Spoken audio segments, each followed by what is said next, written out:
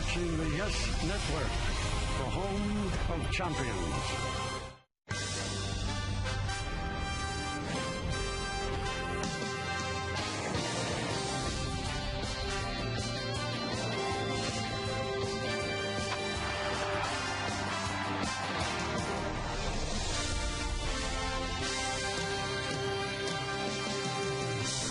It is a beautiful day for a matinee here in the Bronx, as Kia Motors presents the Wednesday Game of the Week on Yes, as today, the defending world champion New York Yankees take on the Baltimore Orioles in the final game of a three-game set from Yankee Stadium in the Bronx. Hello, everybody, and welcome to Yankees Baseball, along with Al Leiter. I'm Michael Kay. Well, for the second straight night, the Yankees beat the Orioles. For the second straight night, the Yankees beat the Orioles 4-1. And for the second straight night, the Yankee starters gave the Yankees great pitching. Well, that's a lot of second straight nights. And I'll tell you what, you're exactly right. And the reason why the Yankees have been so dominant in many ways, you have to start with CC Sabathia. I think he's been stellar all year. There's numbers, career as a Yankee, very, very good. Obviously, 23-9 to start this series off. 8 innings. He's been given a lot of innings, as he's done in his entire career. His strikeouts were down against the Orioles, only 2 strikeouts, but when you got 8 innings, a lot of good things happen. And then last night, same thing, 7 and 3rd innings. AJ was able to get into the 8th inning. Explosive fastball, very good curveball. The combination right now between CC Sabathia and AJ Burnett is as good as any team in baseball. Check out all of the starters, Al. Sabathia's 4-1, Burnett's 4-0, Andy Pettitte starting today 3-0, Phil Hughes is 3-0. Only Javi Vasquez is struggling at 1-3 with a 9.78. Now let's talk about Pettitte. He's facing David Hernandez today, and Pettitte's had a very good season so far. Certainly has. It's been the best of through 5 starts of any of his season in baseball since he's been a major leaguer. Here he is in Boston, and what I really marvel at Andy Pettitte is his ability to really recognize hitters now. He'll take a little bit off. His slider's been very good. The command with his fastball on both sides of the plate, managing lineups, very impressive to watch Andy Pettitte. And the guy who's going to be catching him is Francisco Cervelli. What a night for Cervelli last night. 3 more hits, a triple, a bunt single, and then we come back on segment 2. Al Leiter goes over the rail in his praise of the Yankees' backup catcher.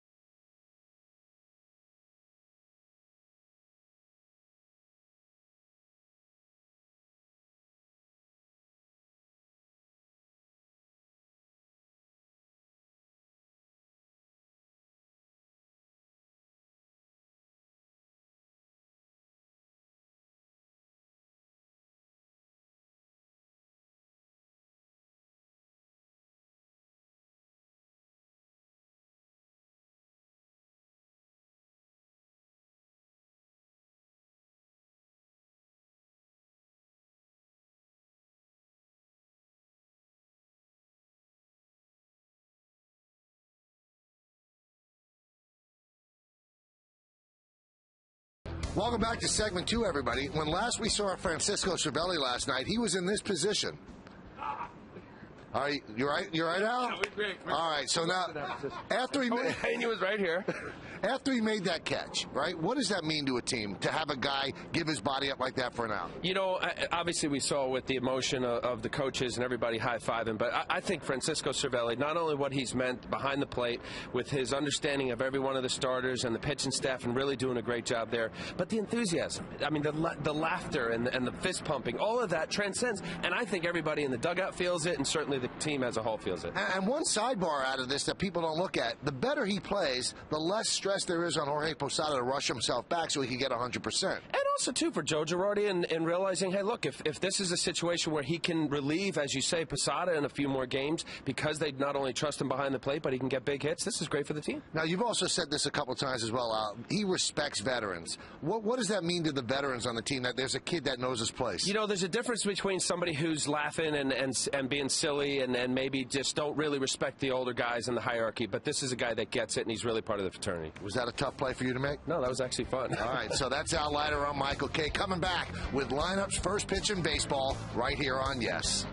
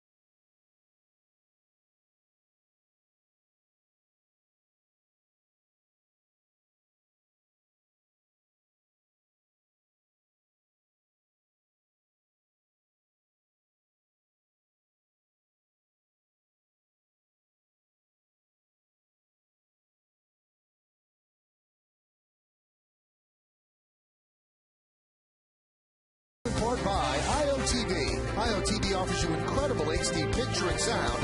HD is free with IOTV. By Heineken, give yourself a good name. And by Avis, the official rental car company of the New York Yankees.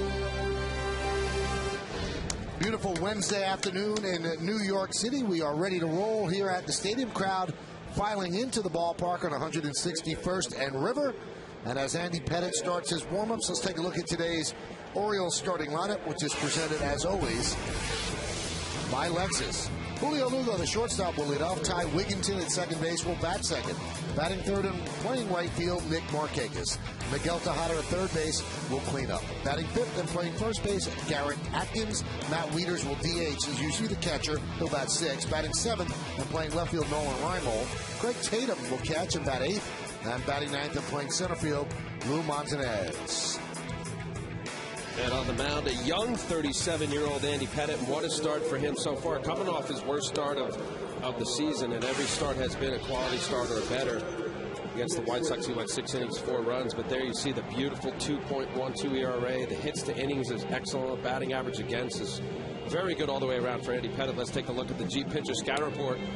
Birds plucked. In his last 8 starts against the O's, he's 6-0. Over the long haul, he's 14-2. Lifetime in 19 starts against the Orioles.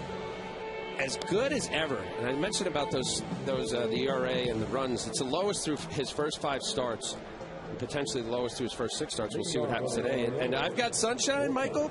He's won 3 of his day games this year that he started with a 1.23 ERA. He's averaged 7 1/3 and got in the 8th inning. Sing it. I've got sunshine on a cloudy day. Very nice. Thanks, buddy. What a beautiful day. It is a great day and very few puffy clouds overhead, but mostly blue skies, like little cotton balls pinned up against a blue wall. As the Yankees are looking for the sweep against the Orioles. They've already won 8 of their first 9 series, only the 4th Yankee team in history to do that. Julio Lugo digs in. The veteran Andy Pettitte is ready. And let's do it. here in the Bronx as Pettit deals, strike, and we are underway. Lugo is a late addition to this lineup. Adam Jones, their originally scheduled leadoff hitter, has been scratched from the lineup.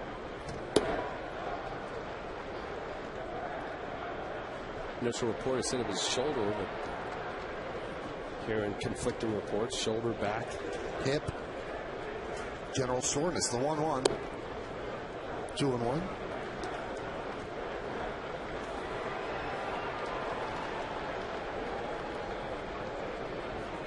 Andy has averaged 6.2 innings per start, which is very good.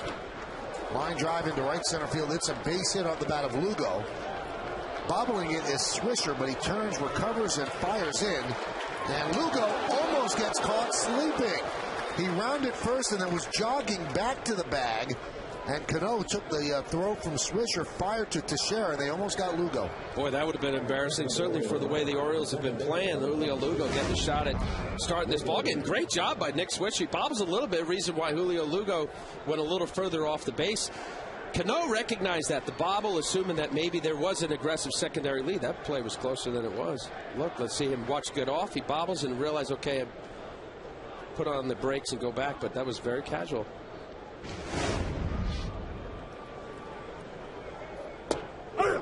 Pitch to Wigginton as a strike.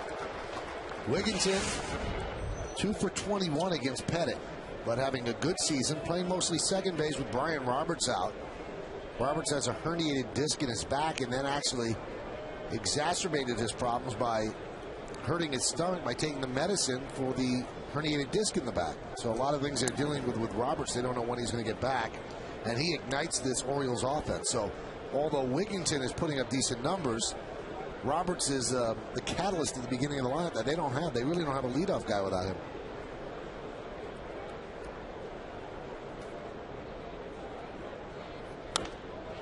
Popped up. Cervelli. And he doesn't lean over his rail because, hey, it hit the roof of the dugout. Let's look at the game time weather conditions presented by Bigelow Tea. In a word, it's a gorgeous day. Now in numbers, 77 degrees, 29% humidity, not much wind, and the forecast is a great day for a ball game. I asked Tony Pena about his getting out of the way. I said it didn't look very catcher-like. He said, "Are you kidding? I did that so he could actually catch the ball." I said, "So that's your analysis?" He said, "Yeah, if I was standing there, he wouldn't have been able to get in there." I said, "Well, it looked like you were jumping out of the way. In any event, it was a great play, a lot of fun for everybody to watch." Dave Island gave him a big pat because Tony Pena does such a great job with the catchers, and mostly in the case of a backup catcher going down the left field line or right field line before a game and working on blocking balls. Cervelli's been very good. Yesterday he saved a couple of runs, runners at third base blocking the baseball.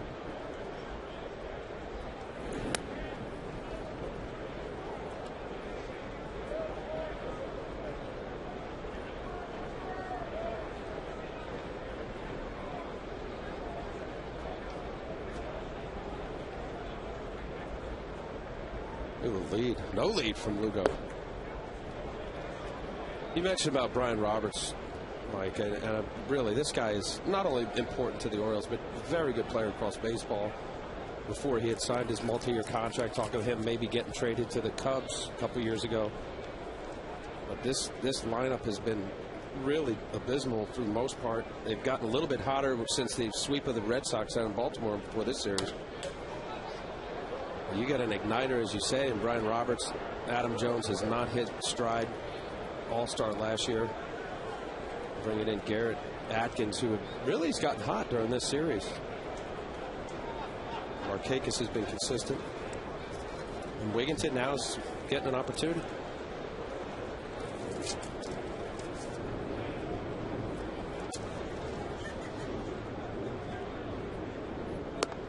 Pitch is outside, 2-2.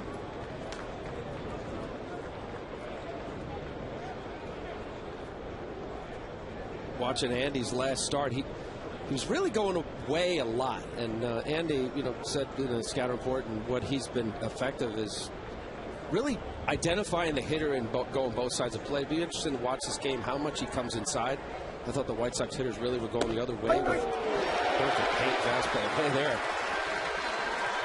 Wigginton now 2 for his last 22 against Pettit.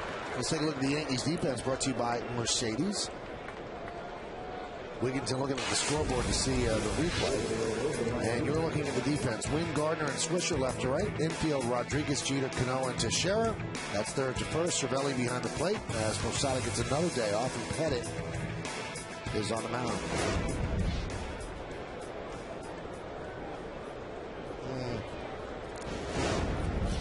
A little outside. Not for Paul Emmel. There's a strike to Nick Markakis.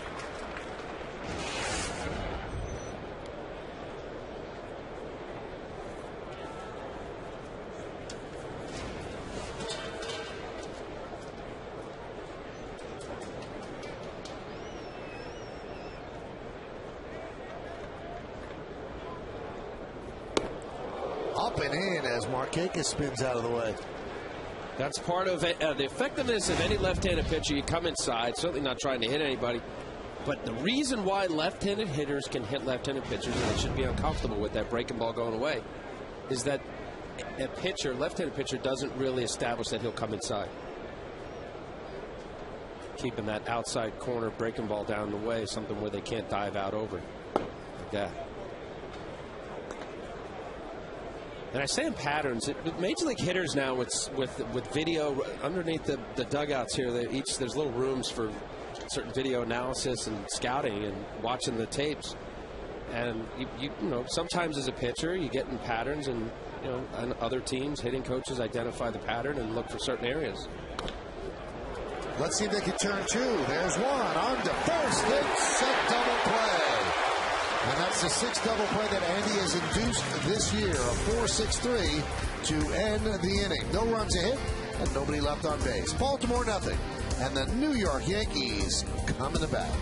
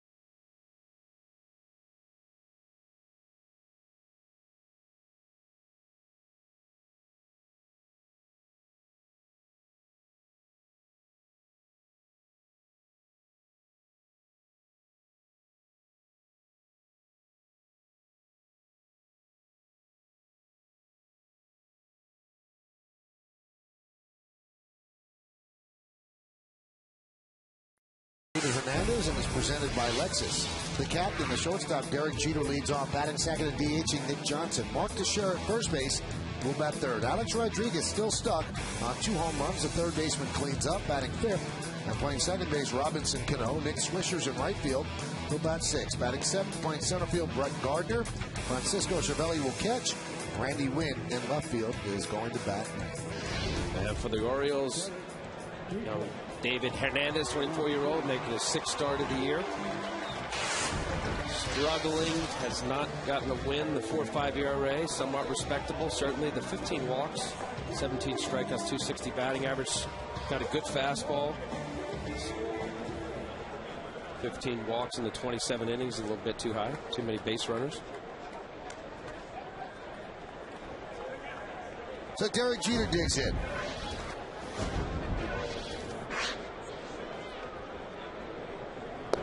And Hernandez deals low. Let's take a look at the Jeep pitcher scatter report. Drought, I mentioned about him.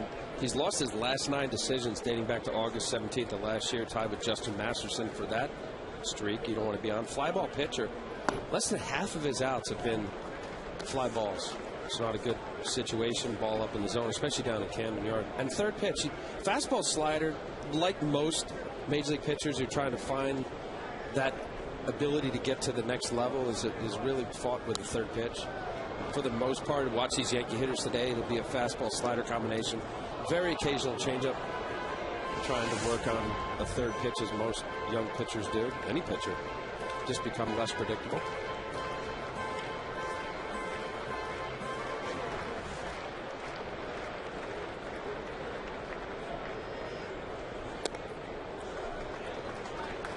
By playing today's game, Derek Jeter ties Lou Gehrig for second place on the Yankees all-time games played list. And number one is Mickey Mantle.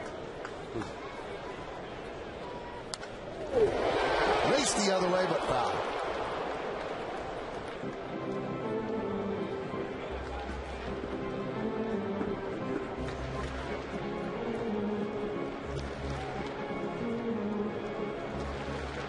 Here's the number 7 for the Mick.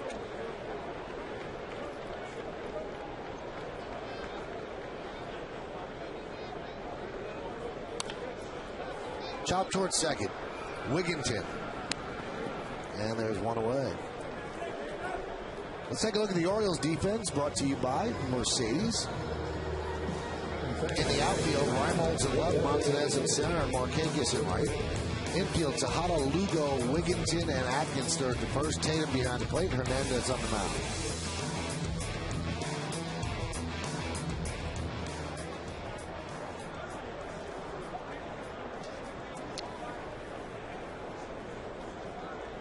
There's Nick Johnson. Nick still finding his way. One for his last 14. Didn't play yesterday against the left-hander, Brian Mattis. Hitting 134. That one's driven deep to right. There it goes. See ya. 1-0 Yanks. Nick Johnson crushed that one into the second deck. His second home run of the year.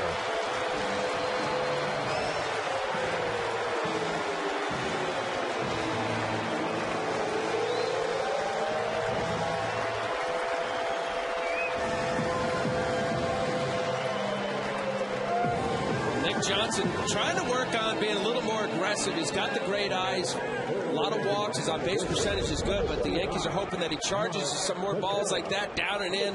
Sweet spot for a left-handed swinger. Completely out of this ballpark. That was a line drive home run.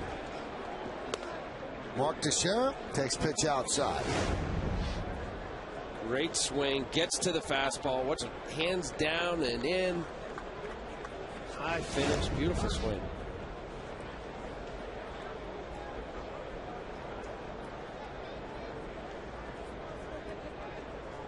Johnson's first home run since April 13th, which was 44 at-bats ago.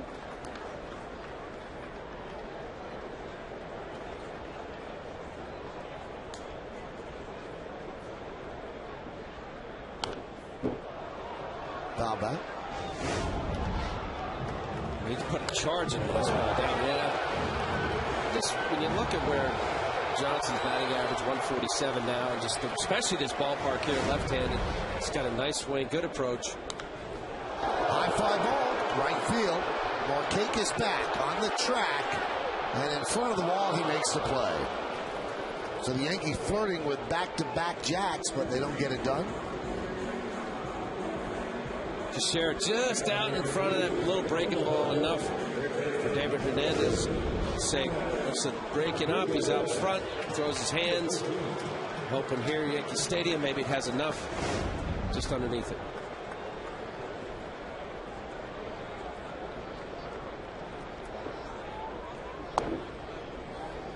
Alex Rodriguez takes a pitch low, 1-0. Alex just 2 home runs. He doesn't have a home run in his last 50 at-bats.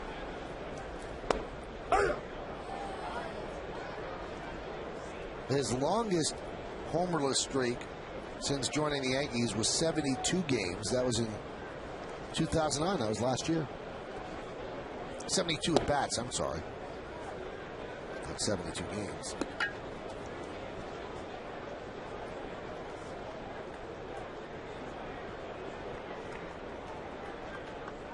.72 at-bats, about 18 games without a home run. Maybe say each game's 4 at-bats. Well, just watching him during this little bit of a slump, his pitch has always been that outer half, somewhere over here where you drive that ball to right field.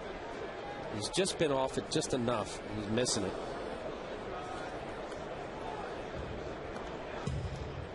Guy will sit on pitches. Certain hitters they'll say, just see the ball and hit the ball. That Alex is one that will know the pitcher, know the scatter report, identify certain areas in which that the pitcher throws the majority of the pitches and look for that spot. It's just been in between right now. Popped up. Shallow center. Montanez comes on to make the play for the final out of the first. But the Yankees take the lead. Nick Johnson on his first pitch of the at-bat. He goes yard deep into the second deck here.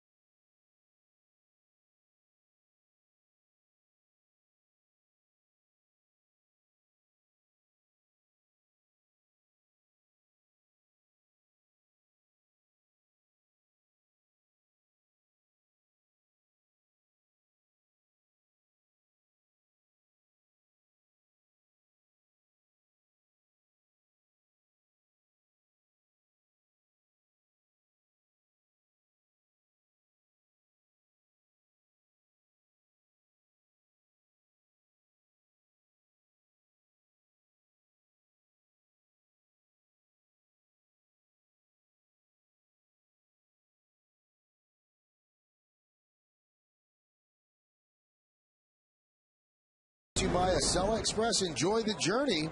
Tomorrow's an off day, but the Yankees head to Boston Friday night, Saturday afternoon, and Sunday night. Then a 4-game set in Detroit, 3 night games, and then Thursday, the 13th, is a 1:05 start. Back to the stadium next weekend for 3 games against the Minnesota Twins.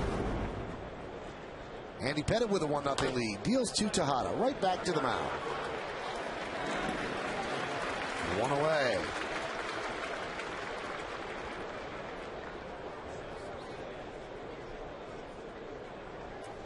Including the postseason, Andy Pettitte in his last 22 starts, 13-2 with a 3.07.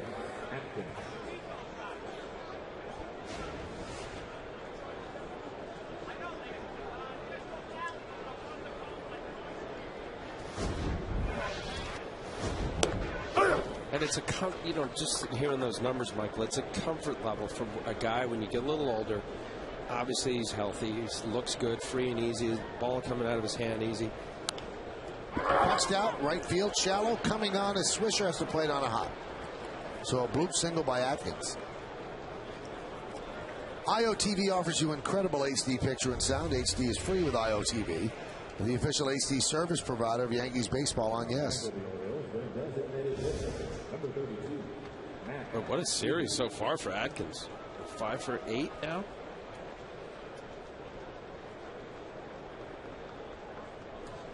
Now check out the Supermo. This is the shadow torque. Watch the arm, and in Super, oh, it's like a buggy whip.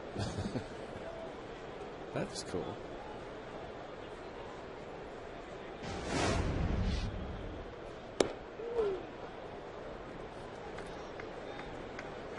I just think with Andy, so far, as good a start as he's had is really, when you say about managing the lineup, every pitcher picks a guy or two sometimes as to who you don't want to beat you. And you make those good pitches. Weeders didn't like that call from Paul Emmel. Looks like right now the home plate umpires maybe just giving that little bit on the outside part of the plate, and you don't mind it as a hitter or a pitcher. You just don't want the plate to move. As it did, or at least CC thought it did the other day with Bill Hunter behind the plate. Well, I'll already introduce you to Paul Emmel behind the plate at first base. Gary Darling. At second base, Bill Holm. And at third base, Bruce Dreckman.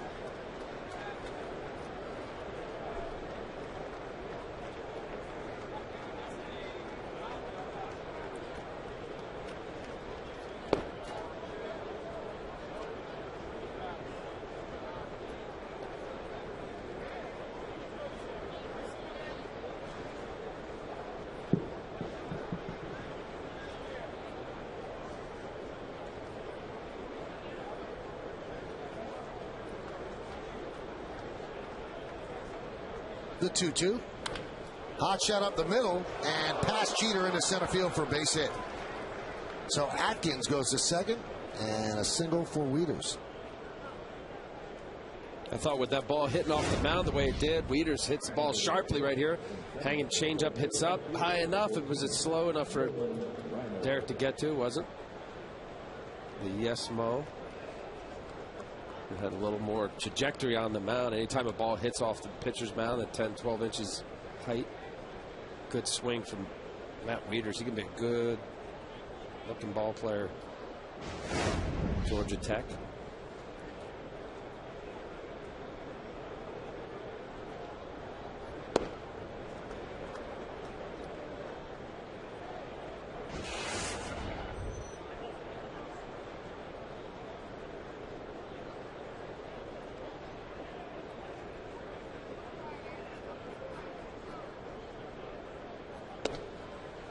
Nolan Reimold struggling early in the year, as many of these Oriole hitters have. 179, but he hits left-handers better than right-handers, as most right-handers are streaky.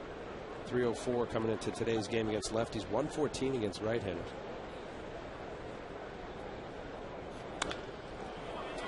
Jeter grabs that one, flips to Cano, on to first, it's a double play.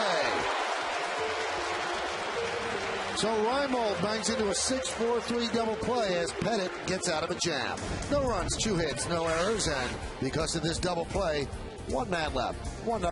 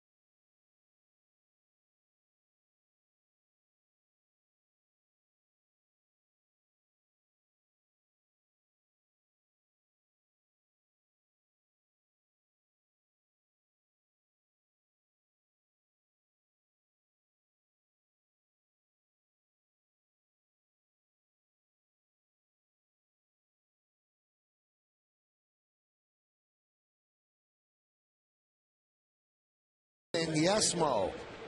I'll tell you that Derek bobbled a little bit, but the impressive part of this is just marvel at Robinson Cano's arm strength. Ball, he gets it from behind. Derek bobbled a little bit, but a strong throw. Reimold not the fastest guy in the big leagues.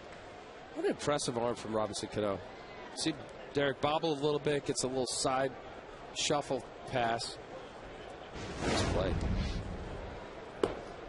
And Robinson Cano leads off, shows bunt, takes a pitch. 1-0.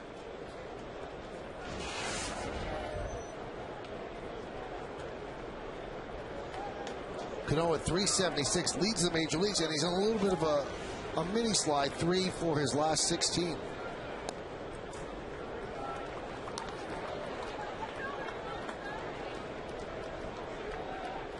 Well, if you said that the Yankees were going to win the first 2 against the Orioles Would you have thought that between Jeter, Cano, Teixeira, and A-Rod coming into today, they were 4 for 29? So it's about the balance of this lineup, and the lower half of the lineup yesterday with Cervelli. Pena had some key hits. Brett Gardner's been good. The bottom half of this lineup, Swisher in the first game, batting 7th, 3 for 3.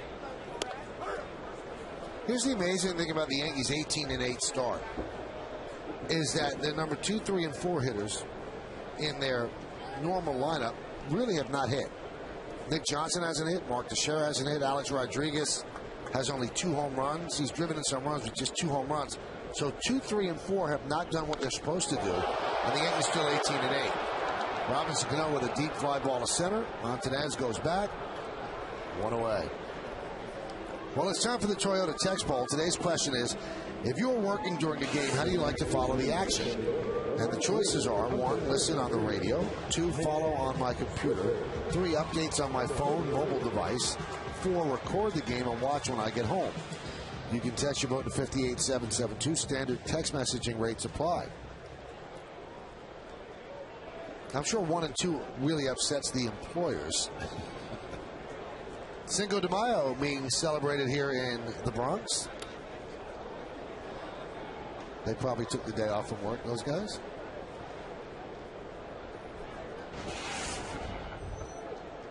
You celebrating Cinco de Mayo tonight? Yeah, we have a big party tonight. Yeah? I make a mean guac. Really? I do. You like guacamole? Not really. The 1-0. You know what I always thought guacamole tasted like? Ground up green White Castle. Come on. You haven't had a good guacamole. Well, I wasn't invited to the party today, so count 2 and 1. Mentioned about the offense of the middle of the lineup, and it'll be eventually Teixeira and A-Rod will be right there. It really says a lot about the pitching. The pitching has been stellar. Conversely, you look at what the Orioles are 1-14 when they score 4 runs or less. In this series, they're 2-0 against the Orioles. They've scored 4 runs and 4 runs respectively. Yesterday, 4-1 victory. Same for the first night. Driven deep to right. There it goes. See ya. A red-hot Nick Swisher clubs another home run, his 5th of the year, and the Yankees lead 2-0.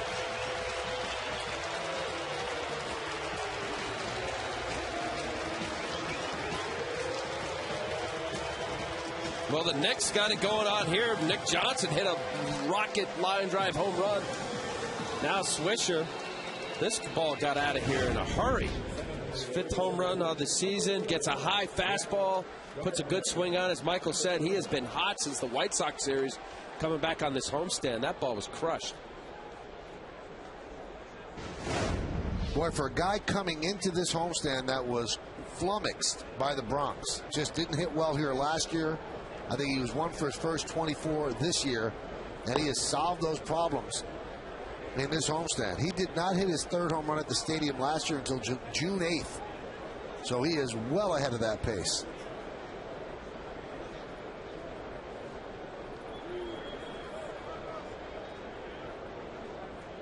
Now Paul Emmel talking things over with the Oriole dugout, and he's throwing somebody out. Don't know if it was Tremblay, don't know if it was Rick Kranitz, but somebody's thrown out.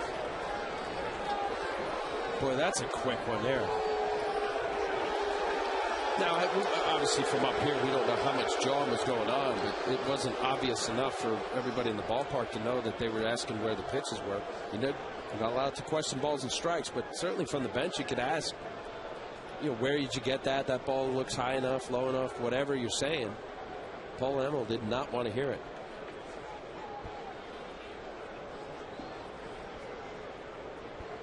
Now it's tough when a pitching coach gets thrown out because he's going to go out to the mound and give pitchers advice and maybe make some mechanical adjustments, something like that. So if Kranitz is in fact thrown out. Well, they have their bullpen coach. Bullpen coach is usually another pitching coach. Alan Dunn is the bullpen coach for the Orioles.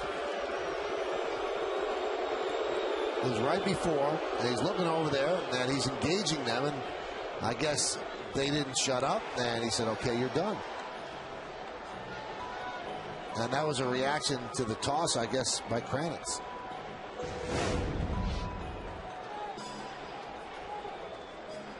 Well, the certain umpires certainly have shorter fuses, and Paul Emmel showed that right there. He wasn't going to hear it. I think it's a little bit sensitive on an umpire's part. You should allow your pitching coach, well, players certainly appreciate their pitching coach or manager having their support, and also remind them, say, just a simple, where are you getting that? And all you could see from the side, obviously, is up and down. You can't see in and out.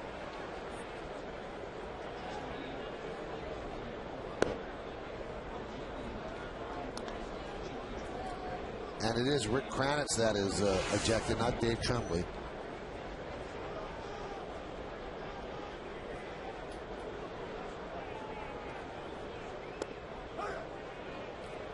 Count 2-1.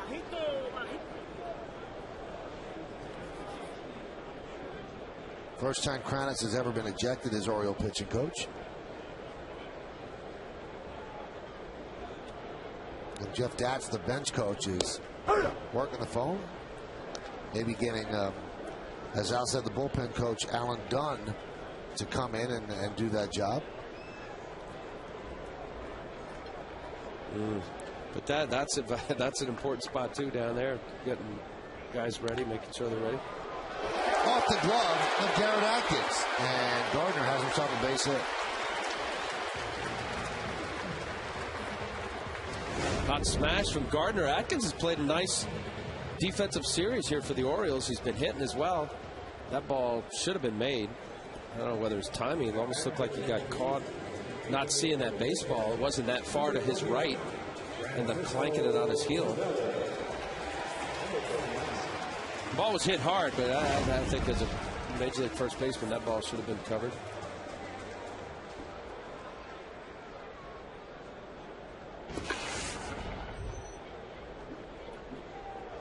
Eight-game hit streak for Gardner. He's now 23 for his last 53.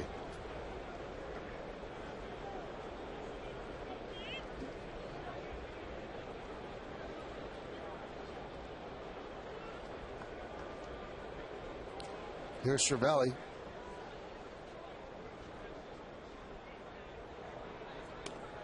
Jabba Chamberlain was all over Cervelli today in the clubhouse. Said, you didn't have to make that dive into the dugout. You don't have to make that dive. And Cervelli's listening. And after the job is done, he turns to Jabba and goes, you know what that is? That's envy speaking. Envy. Did he use jealousy? He used envy.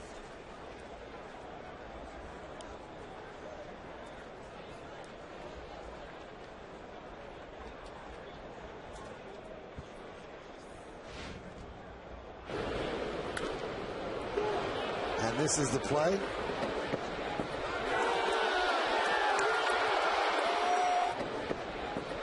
know what? It was more of that little slide down there railing. Look at Dave Island all pumped up, excited with Tony Pena. Pitch high. I thought that you were great today, Al, when you recreated that slide. Yeah. That was amazing. Here you are. And that was on the world famous segment too, right before the game.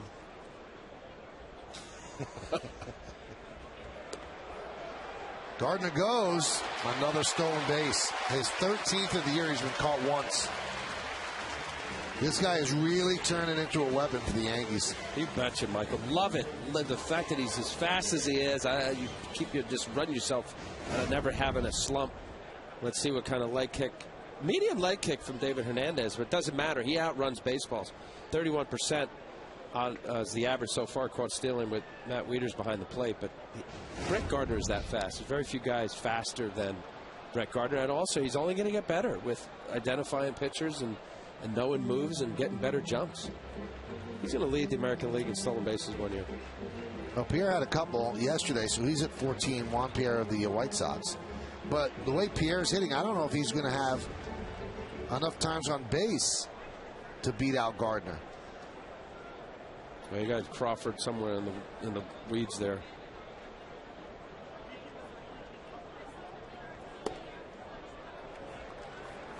And before the stolen base, Gardner got on with a hit off the glove of Atkins, his 7th infield hit this year. And you just get the feeling if he makes an infielder move a step or two, either way, he's going to beat it out. And they hurry, too, because they know it's Gardner running. And you're right, and the batter gets the benefit of that, because you rush as a pitcher, the ball generally gets up in the zone. Up in the zone is where Cervelli went, and he goes back with a strikeout. Chased the pitch out of the zone. That would have been ball 4. So Wieters is set up, high up and away, just couldn't catch up to a good crisp fastball from Hernandez.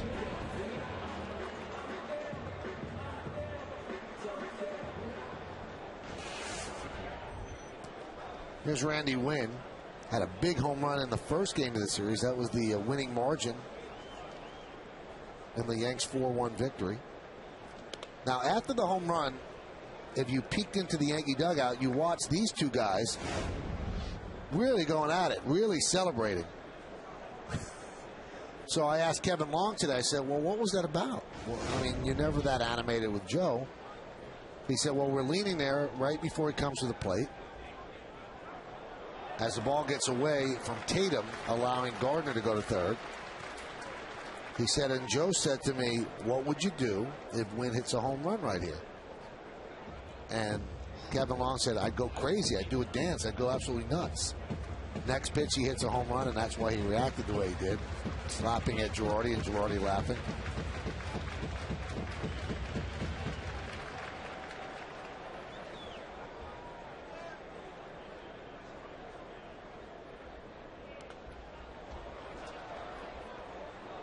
They like him, the hitters. Good guy, Kevin Long, but, you know, hitting coaches, pitching coaches, any coaches, there's a psychology aspect of your job as well, and he's so positive.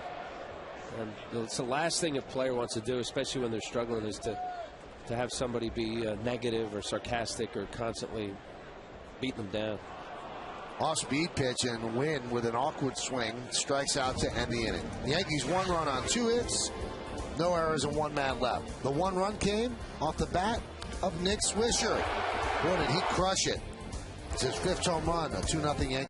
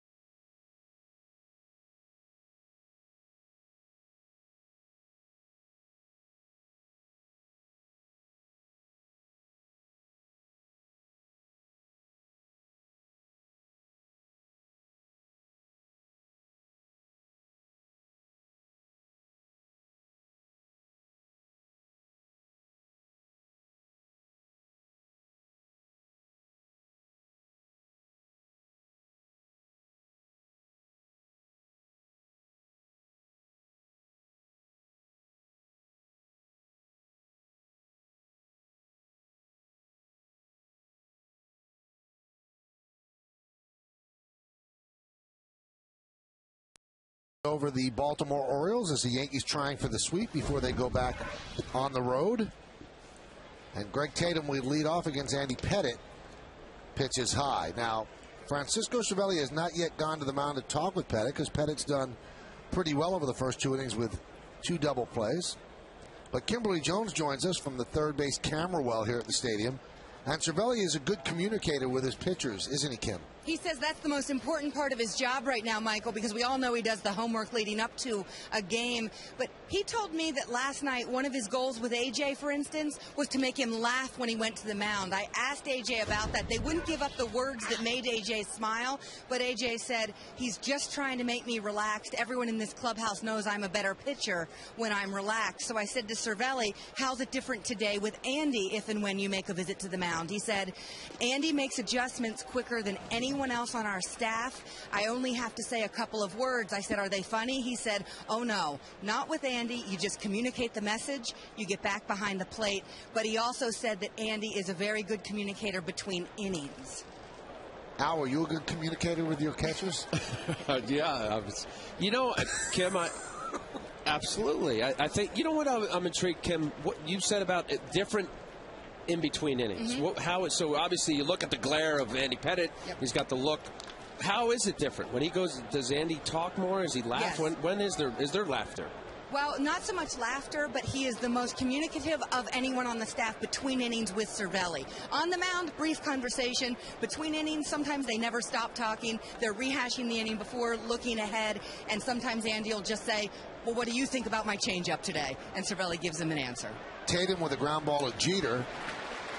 And there's one away. Now, a couple of pitching questions out in the bullpen, Kim. And Jabba Chamberlain has saved the last two games for the Yankees with Mariano down with the sore side. So what's the availability of both of those guys? Mariano is perhaps available, but Joe Girardi's saying he wants to be cautious, so we will likely not see Mariano till Friday. Jabba likely not available after those back-to-back saves, which Jabba called, quote, pretty cool, unquote. Also, Jabba told me, speaking of communication, he has been talking Mariano's ear off the past couple games in the bullpen. He said they go through scenarios with pitch count, with certain hitters, game situations. He also says the best advice Mariano has given him lately, don't overthink this. Ground ball, grabbed there by Cano to gun down Montanez, 2 away. He says, don't overthink it. A 2-2 count, make your pitch. That's your most important pitch. He tells Jabba, yeah, that sounds obvious. That's my point. Stop overthinking. It's been working very well for Jabba. Hey, you know, that's really a nice university to go to, the University of Mariano. Better than Penn State, right, Kim? I don't know about that, but it's a good one. Hey, Kim, I know you know the guys and you interview and you talk to Mariano much. Is he a guy that offers it, or do players have to actually talk to him about it? Both, as I think we're seeing the third out. He'll offer, but he'll also listen if they ask. Well, thank you, Kim. We'll see you in the postgame. The Orioles go down in order 1, 2, 3. We go to the bottom of the third inning with the Yankees up 2-0 on Yes.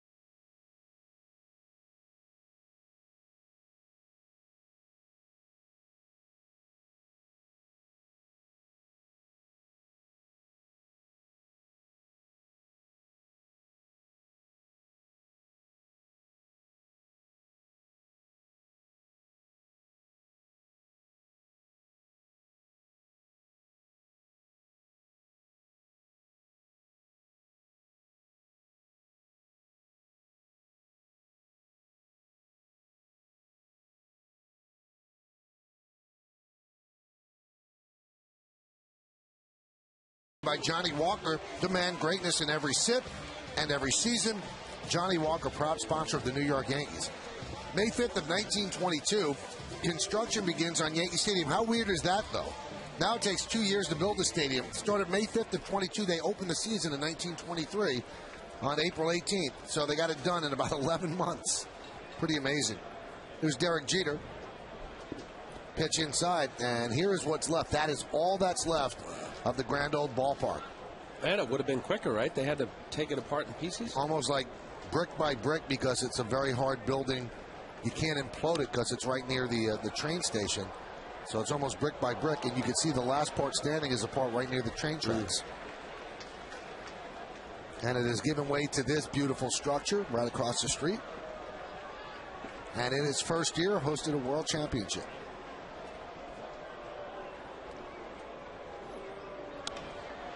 That one's blooped into right center field. That is going to dunk in for a base hit.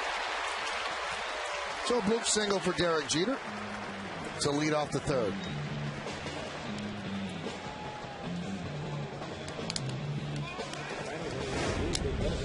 Well, this Oriole staff has been throwing Derek inside, and he's been caught in between that right center Jeterian swing. Look at the bat vibration on that, but he was able to pull his hands in enough and get enough out there in no man's land in front of YANKEES.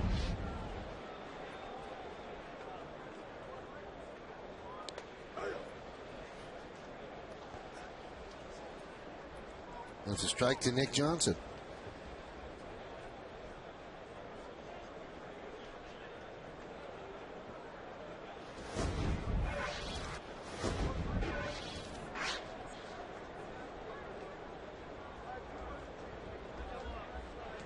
Count 1-1. Johnson with a home run his first time up.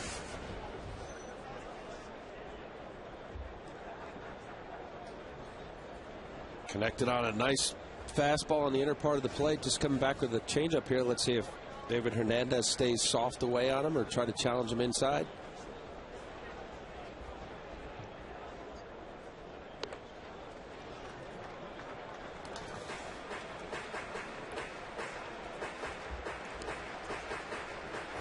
Take a look at the first home run that Nick Johnson hit today. Well, you see the sweet spot there, down and in. Most left-handers that like that ball barrel the back and get to that zone quickly. Certainly here at Yankee Stadium, it's definitely a happy spot for Nick Johnson.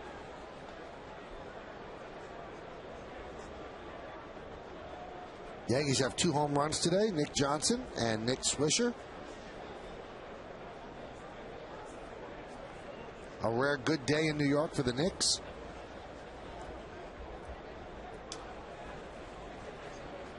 Cute.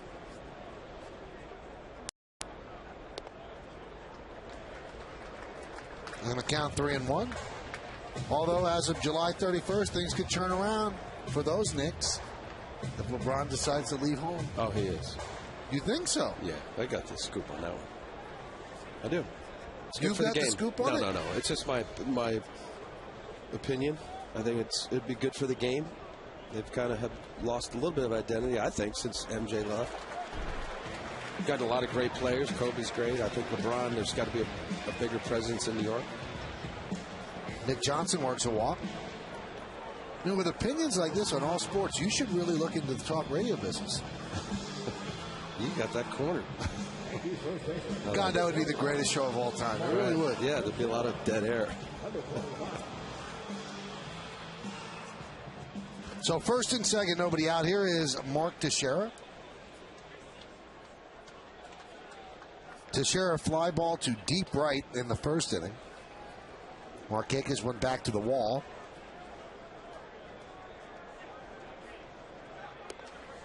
And now Hernandez is all over the place, 1-0.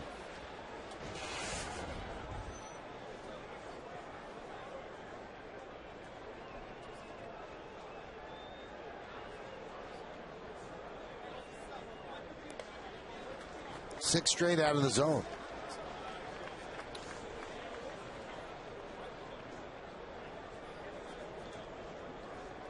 Well, the thing with David Hernandez is wild, effectively wild. I guess you would call that with 15 walks. But when runners in scoring position, only 196 coming into today.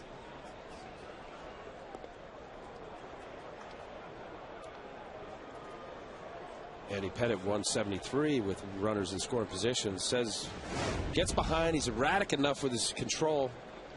See him check swing.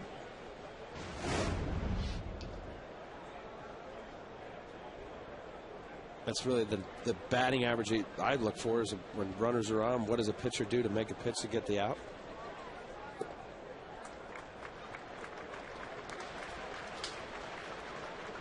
As the Yankee hitters do so well, they make pitchers work, get that pitch count up, see pitches, see release point, not swinging at the first pitch.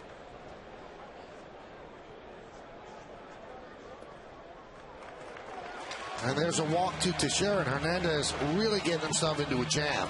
Bases loaded, nobody out. The cleanup hitter, Alex Rodriguez, coming up.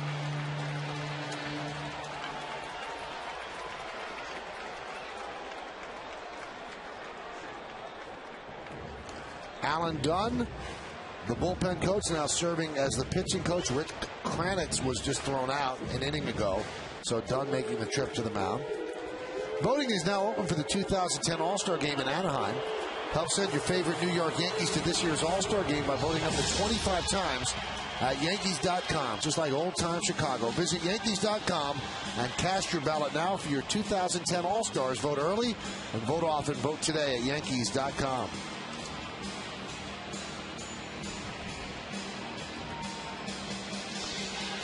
Derek Jeter's at third. Nick Johnson at second. And Mark Teixeira at first. So Dunn was not shy about assuming the role of pitching coach there, Al. He looked like he was lightning to David Hernandez. Well, you know, the pitching coach and bullpen coach, there's a relationship there. When you get side work for the starting pitchers, the bullpen coach is there, usually either standing at home plate or right next to the pitching coach. And the relationship, again, between Rick Kranitz and Alan Dunn is most combos are solid if they're going to help the pitching staff as a whole. Hot shot up the middle, a base hit for Alex Rodriguez. Jeter scores. Here comes Nick Johnson. Here's the throw. He's out.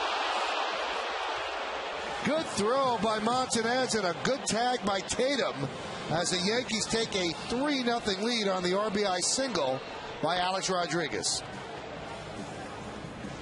Wow, watching this unfold from the perspective up here in the booth, I thought for sure Nick Johnson was safe. Let's see the throw. Montanez made a great throw. Let's see where the carom in front of the pitcher's mound, which is where you want it. I don't know. He must have missed the plate with his front foot. He beat the throw. Tatum covered. I think he was safe.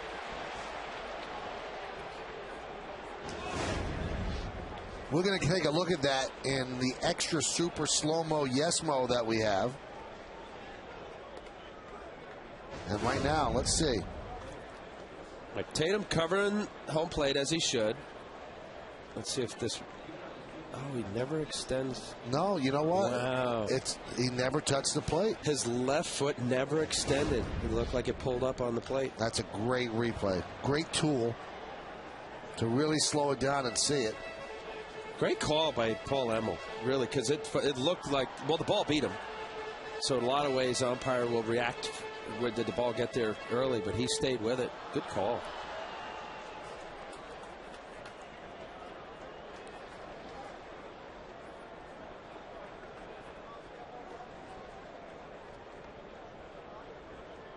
So the Yankees up 3-0 as they're building a picket fence over the first 3 innings, 1 run each inning.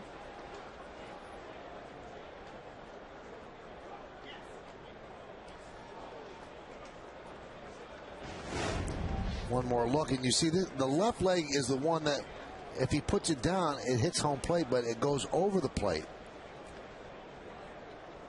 Yeah, he's touched him there. He's out. That foot never got down. Good job by the crew. Great pictures, guys. Yes.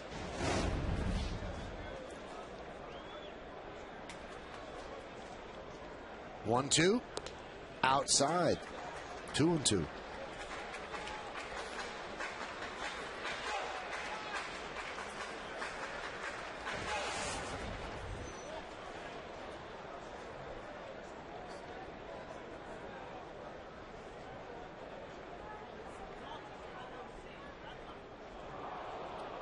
Swing and a miss as Cano goes down on strikes for the second out. maybe that out at the plate re-energized David Hernandez as he comes back to strike out Cano. Mark Hendrickson getting ready just in case it didn't. And that's going to bring up Nick Swisher.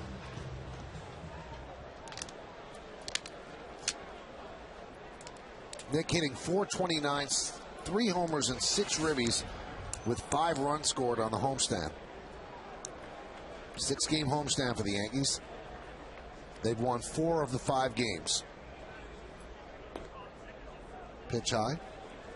Now they win today. That means they win 5 of the 6. And in their first homestand, they also won 5 of 6. So as they did last year, they're protecting their home court, so to speak, and winning big time here at the stadium.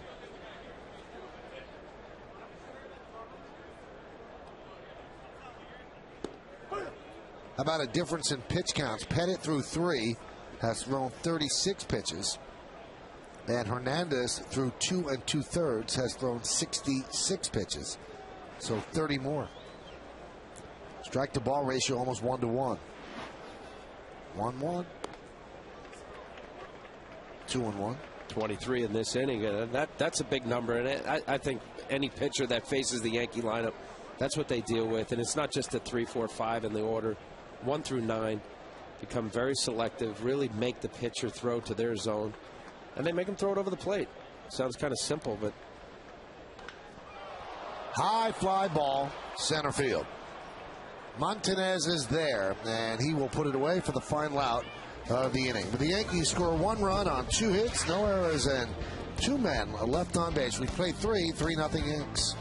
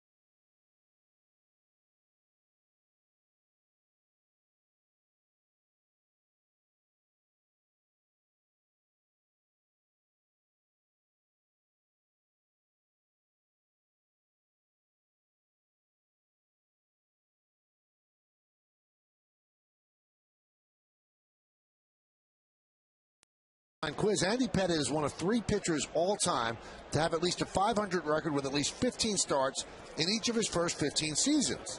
Who are the other 2 pitchers? Interesting. And there's a strike to Ty Wigginton.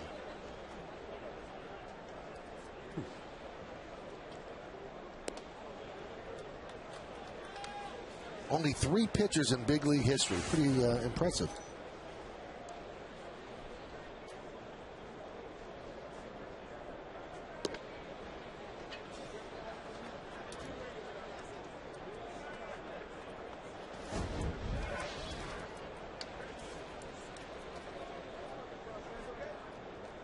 The 2-1 popped up right side, and Cano puts it away for the first out.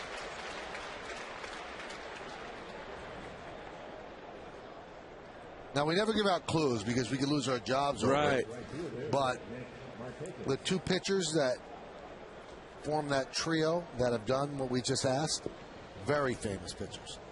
Very famous. Wow, that really narrows it down.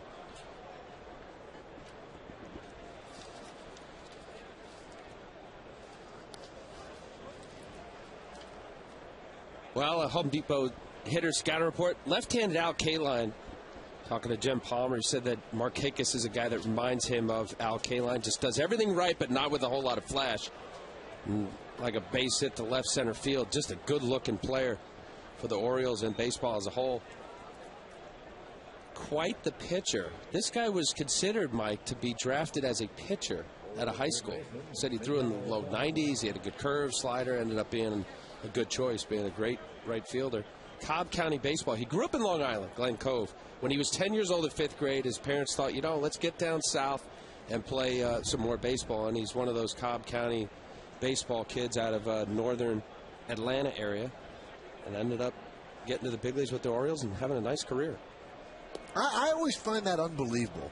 How many so kids the kid are is there? 10, right? 10. And the parents decide, that wasn't the only this guy's reason. so good, let's go move to the South to have him play more That baseball? wasn't the only reason. But he moved south, and he was a good baseball player, and I'm sure there were maybe some other reasons, but yeah, there's people who do that. No, you know why I say that? Because you don't have any kids. No, we interviewed Lindsey Vonn, the Olympic gold medalist, yesterday for Center Stage. And you'll see that a little bit later on. And her family moved from Minnesota out to Colorado when she was 11 because they said, you know what? She could be a champion. I mean, uproot the whole family because one kid has the talent. I think that's startling. Well, I know gymnasts do the same.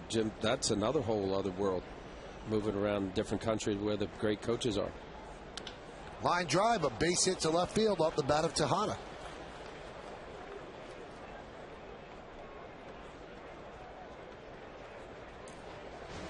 Just chipping away right here. Tejada always tough against left-handers. A little hanging backdoor slider. Tejada able to reach out and hook that ball to left field. Right now, Andy's struggling a little bit with the ball up in the zone. Here's Savelli trying to get on the same page, maybe go over a little bit of a scout report. Garrett Atkins has hit the Yankees during this series. Atkins' approach basically has been right center field. Let's see if they change it a little bit during this at bat, see if they come inside a few times.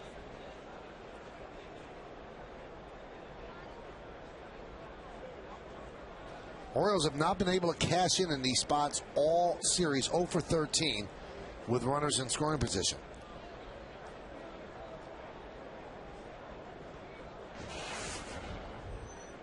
Count 1-0 on Atkins, who had a bloop single in the second inning. Atkins signed as a free agent, was a Colorado Rocky, $4.5 million. Has not exactly been what they expected because they're platooning him with Ryan Hughes at first base. That's not why the Orioles, who spend their money somewhat judiciously, would give a guy $4.5 million to play half the time. And if you're the right-handed side of a platoon, you're only going to play a third of the time. There aren't that many lefty starters.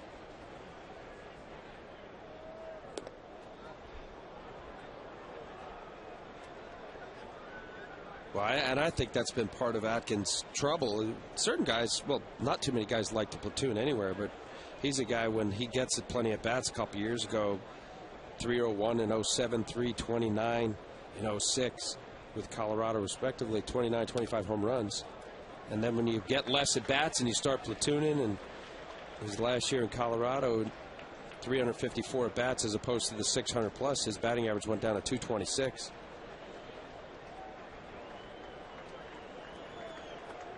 Hard enough for day in and day out for these major league hitters to get their rhythm and timing and the swing right. Playing every day, let alone sitting. Especially if you're accustomed to playing. I think with Randy Wynn, he had the big home run the first game here during this series, and just to be patient and know that here's a guy that's had 500-600 bats a year, and now he's relegated to picking his spots. It's very tough to get that call, get in the game, and then get the big hit.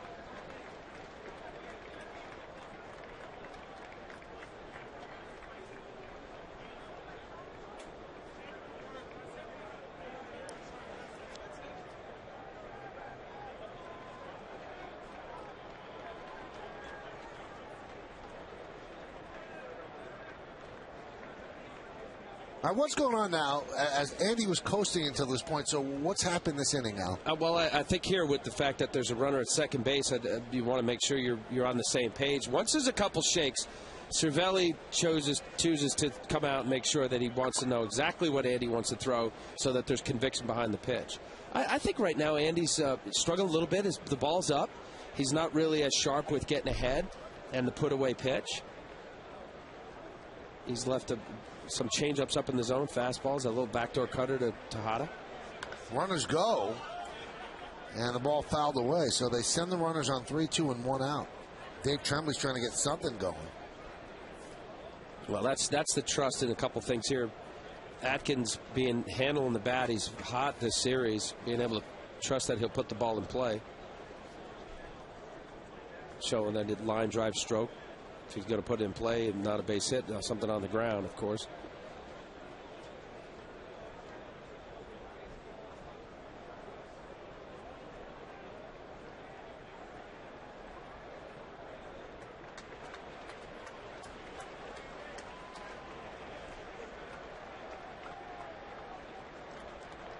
That time they don't go. How strange is that? As Atkins works a walk. I mean, the old baseball adage is you go once, you go every single time. Maybe somebody missed a sign when they went. Well, you know what? The previous pitch is watching Tejada behind Markakis, making sure that Markakis was taken off. I don't know whether maybe it was a hit and run. You have Atkins who's hot, who can handle the bat, thinking that he's not going to swing at a ball out of the zone, take his walk if Andy throws the ball as he just did there. And also, too, force the offense. They haven't been scoring. They haven't been getting runs scored. Make them swing. There's a strike. But yeah, why you would do it on 3-1 and not 3-2, I'm not sure why. No, they did it on 3-2, and then they didn't do it on 3-2. 3-2 and then 3-2 again, yeah. That doesn't make sense at all. Nope.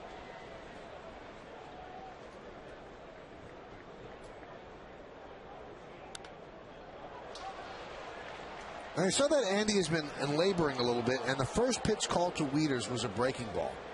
And that seems to be the thing that catchers do when pitchers are getting out of sync, Al. Why is that? They say it slows you down? Yeah, you got it. Look, if you're struggling with your other two pitches, fastball, cutter, slider combination, occasional changeup, he hasn't thrown many curveballs, it'll absolutely slow you down. You have a hitter looking for fastball, you got a free strike. By the way, this is the first time all season that Andy Pettitte has loaded the bases. Markakis at third, Tejada at second, and Atkins is at first.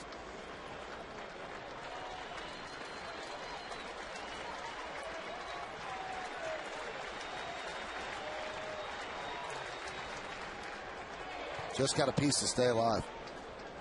Spoiling it right there. Andy makes a good pitch, and Wieters is able to just get enough of that slider going down and in. Making him work right here, the Orioles hitters are to Andy Pettitte. Well, it's a good downward bite. Spoiling that. Watch this. Yes, Mo just fouling it off. 1-2. He struck him out. Big strikeout for Andy Pettitte. Let's take a look at the pitch-by-pitch, Al, brought to you by Suzuki Kazashi. Wow, this was a nice combination all the way through the at-bat. He started him off with a little backdoor curveball. Busted his hands inside, foul ball. Then tried to paint away. See Cervelli trying to set it up. That slider, again, Wieters spoiling him, and then elevates on a nice fastball, 89 miles an hour. Changed the eyesight from that down and in or down and away zone as he did with the backdoor curveball, and then the slider. Good pitch. There's a big curveball getting into the count. So strike to Reimold. And backdoor curveball for people, it's starting on the opposite side of where the batter's standing. This would be backdoor on this side, as opposed to front door, which would be inside on the inside corner.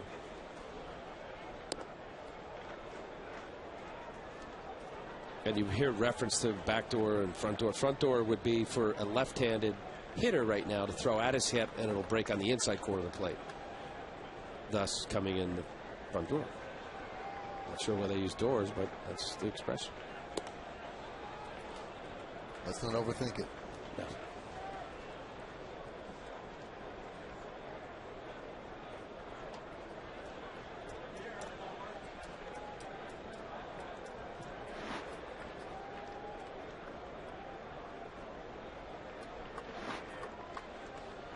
2-1. And the count 2-2. Got a good fastball today at 89 miles an hour. The way Andy pitches, that's plenty good enough to get people out. I'll tell you, if he could paint that pitch again, what he just did right there, nice little, what looked like a two-seamer running down the way. Perfect location. See if he could duplicate that. The ball was perfectly located.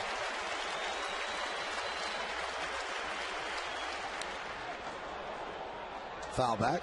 Coming inside.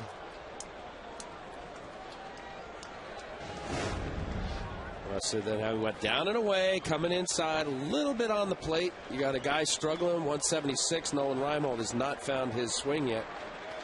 A little bit too much of the plate.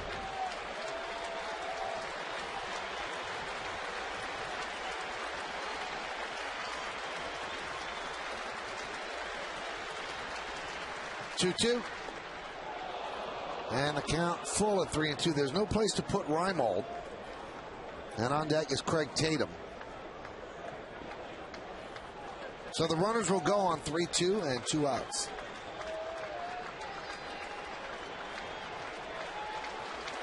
Go back with that fastball away. He saw that last slider, looked at it well.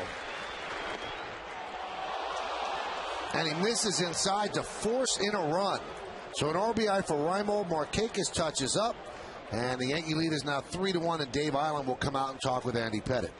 Well, he ended up getting a bad count, but this was just almost dotted the outside corner. He's counting that ball low.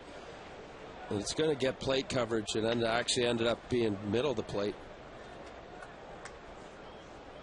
And this is side. Yeah, below the knees.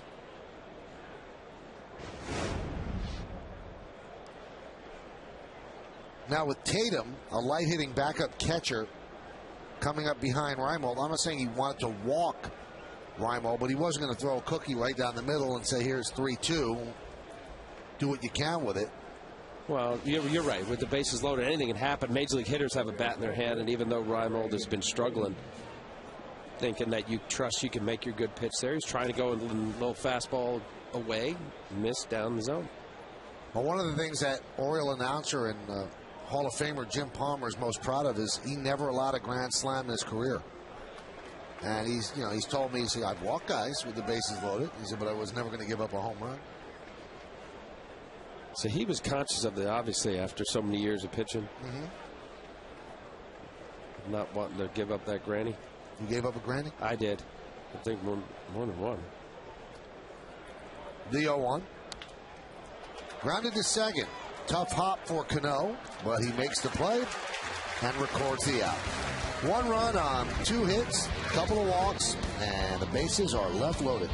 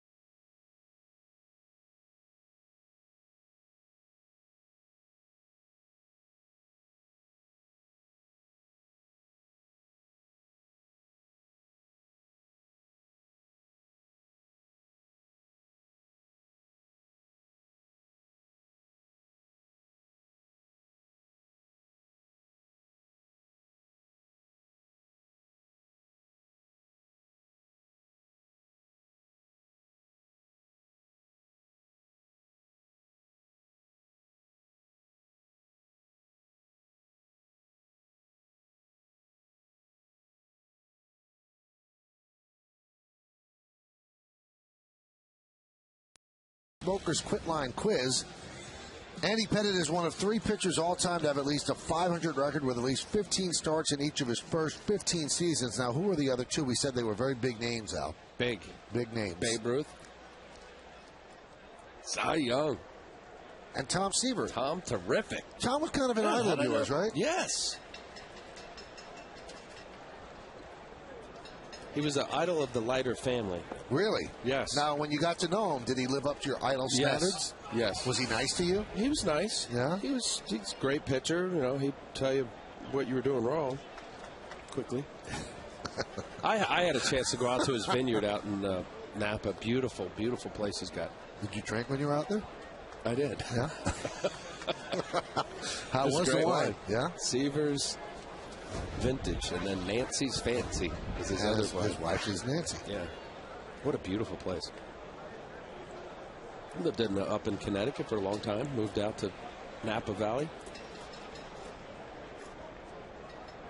Tom was a broadcaster for the Yankees. Yep. For a long time. Great pairing with Phil Rizzuto. You kind of followed the same path. He did the right. He did that game against Minnesota with Dallas Green as a manager. That's right. You had the tape his of that, voice, right? Yeah, saying that he thought it was kind of remarkable that I was still in there. And then I went right to a cut of the tape to Dr. Andrews doing my surgery. I think Mickey Mantle was in there. Was Mickey doing it in '89?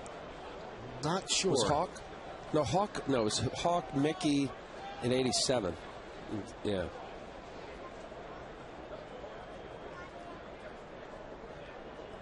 3-2. And that's a mistake. Walking Brett Gardner to lead off the inning. And that'll be a double, potentially. You get that feeling, right? Yeah, completely. I think Brett Gardner is absolutely one of the more exciting players in the game. I really do.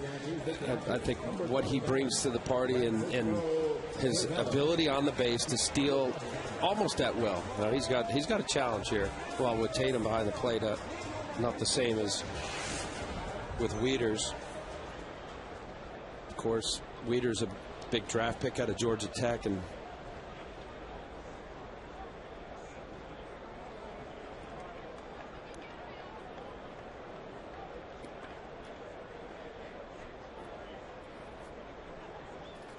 I mean, that's a big. You mentioned, a guy you look through the lineup, you say, okay, I don't want to walk these guys because of reasons like great speed.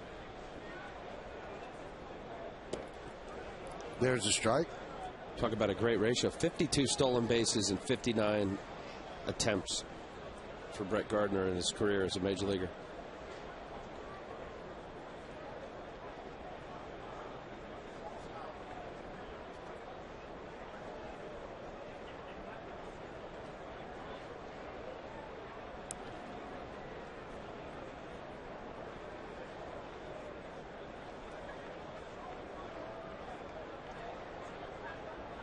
White Sox had a couple lefties. I thought they did a nice job holding Brett Gardner on. A lot of throwovers, tiring him out.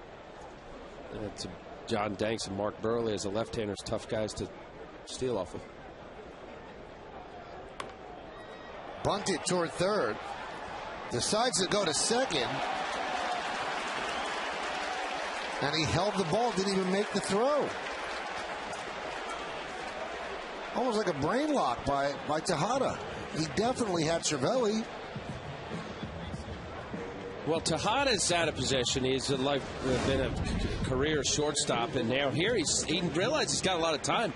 I think Wigginton, everybody was kind of surprised at the fact that he bunted it the way he did. He probably would have had him. I don't know whether he was waiting for Wigginton to be on second base. Now, right here, Gardner's plenty far off. He's got plenty of time to make the throw.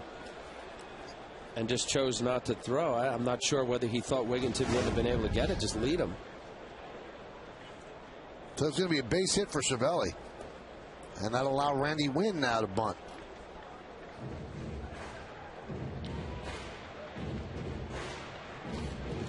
Well, happened similar kind of stuff was going on in last night's ball game with Brian Mattis's one inning where kind of threw the ball around and resulted in the pitcher throwing it down the line, but there was some little miscommunication with a bunt play toward Tejada at third base.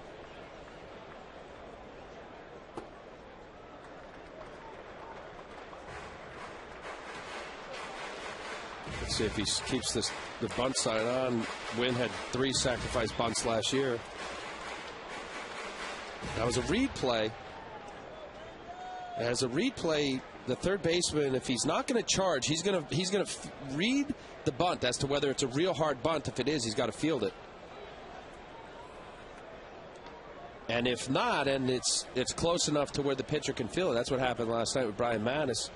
He's going to allow the pitcher to field the ball and then maybe go to third base. It's totally based on communication.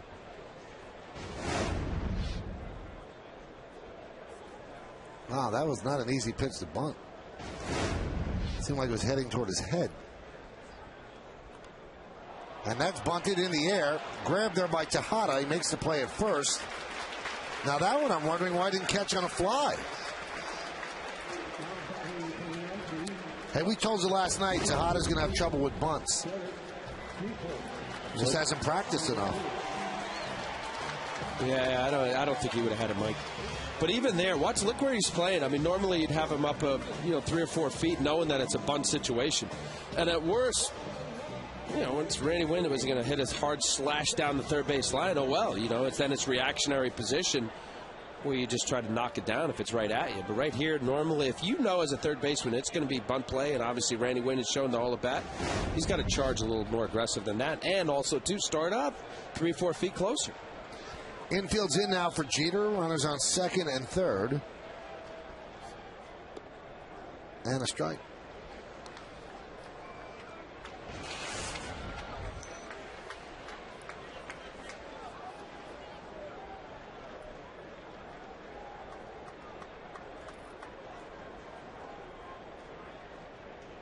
No, we mentioned that the Orioles really haven't done much with runners in scoring position. In fact, they haven't had a hit. Well, the Yankees aren't much better in this series, 3 for 20. They've won the first 2 games 4-1, so they haven't exactly pounded the baseball. They're winning because of pitching.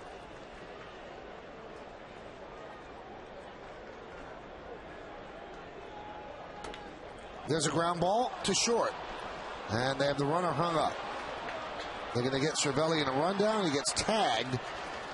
And Jeter drives in a run with the ground ball, and the Yankees now lead 4-1.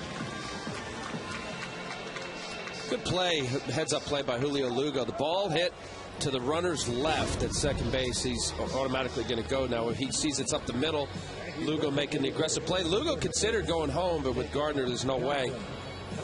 And you just left in no man's land. Cervelli, watch out. He gets his secondary lead. The ball's hit up the middle. Maybe instinctively could have stayed, but aggressively the idea is saying if it's hit to your left, you're going.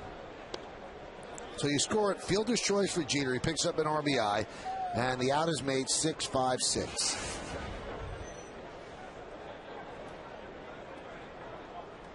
Jeter his 21st run batted in of the season.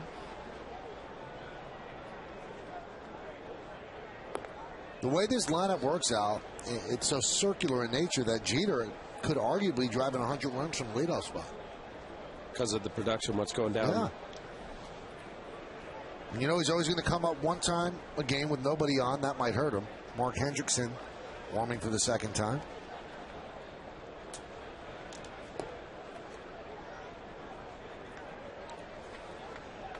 Count 2-1.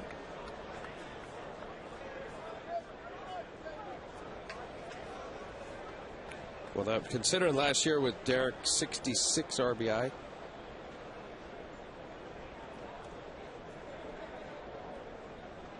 Would be quite a plus in being the leadoff.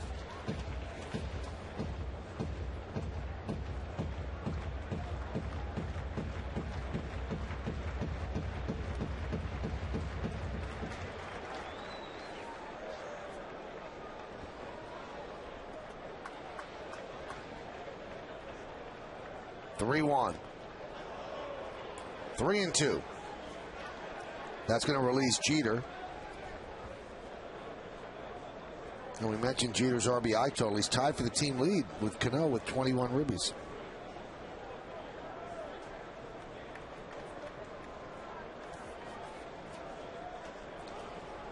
Alex Rodriguez has 17. And Nick Johnson has a walk. Second walk of the day. Well, that's just Hernandez not having the confidence. He just blew a fastball by Nick Johnson. And he comes back with a 3-2 breaking ball. Frustrating for any manager or coach to see. Just says he's just not really confident. If you just throw a good crisp heater by a guy, throw it again. He's not going to throw anything because Dave Tremblay is going to go to the bullpen. It'll be the lefty Mark Hendrickson, and he'll spin Mark Teixeira around to the right side. Yankees lead 4-1. Come back.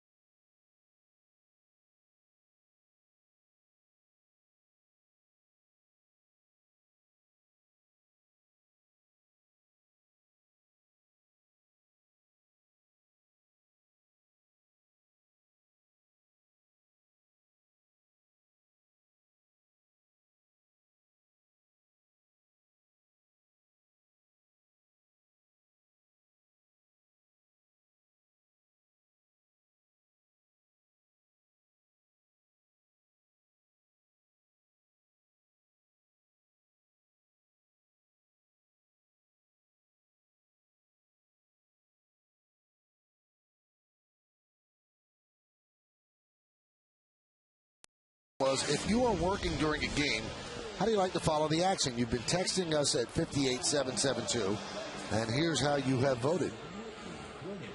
37% get updates on their phone, 34% listen on the radio, John and Susan, 16 on the computer, and then 13 watch the game after they record it. I never liked that. You know why? Because I know the score. But don't find out the score. I mean, the scores are everywhere. But thinking about the great late Ernie Harwell and, you know, how far we've come in technology, and once upon a time, obviously, there was only radio and the television, but now people are able to do the little PDAs. And you know all these PDAs, the highlights? You can get the whole game. You can get the whole game? Yeah, you can get the whole game. That guy's doing it right there. Call to the bullpen, brought to you by AT&T. Rethink possible. And veteran lefty Mark Hendrickson against Mark Teixeira.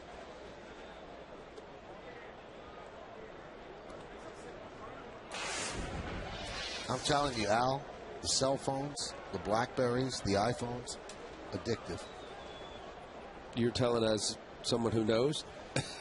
He's an addict. High fly ball, deep right center. Giving chase Montanez on his way back. He can't make the play. It goes up against the wall. 2-run score. Teixeira with a 2-run double.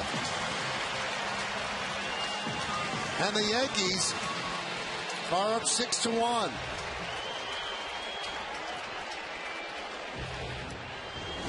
We put a good swing on it. Montanez is just thinking, can he get it? Once he looked back, I thought he had a shot because he had plenty of room as far as the wall was concerned.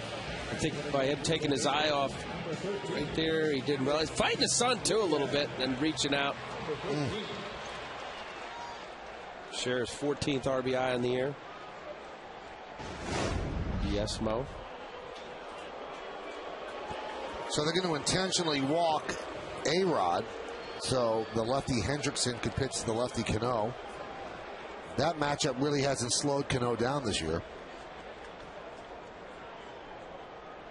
Well, also, too, this year, Mike, Hendrickson has not been good against left-handers or right-handers, but left-handers, 353 batting average against. 296 of right-handers. Now it'll go up a little.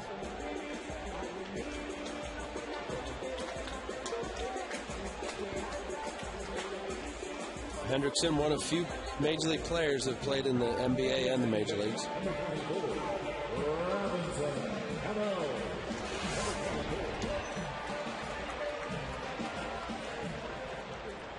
So here's Cano with runners on first and second. And 2 outs. 3 runs already in. Yankees lead 6-1. Cano has 9 home runs this year. 6 of them have come against left-handed pitchers. Ooh.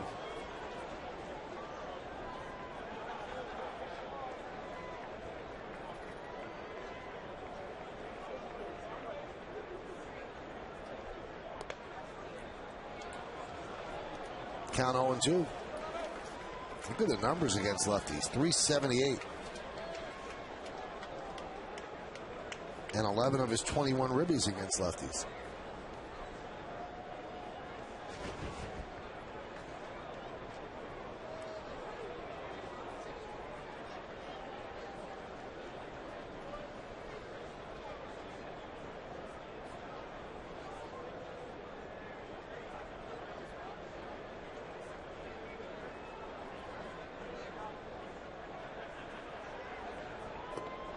Strike 3. Cano down looking. Good pitching there by Hendrickson. But the Yankees get 3 runs on 2 hits. No errors and 2 men left. The big blow, this double off the bat of Mark Deshaun.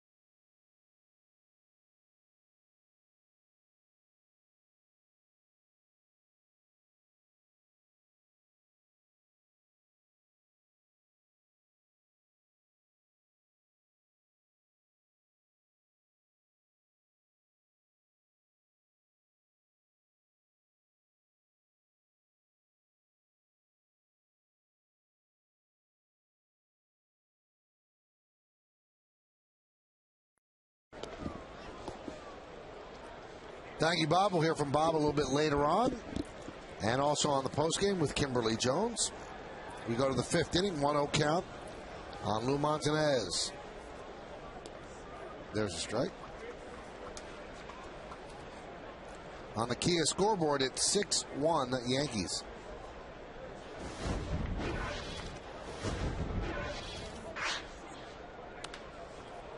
Driven to right field and deep.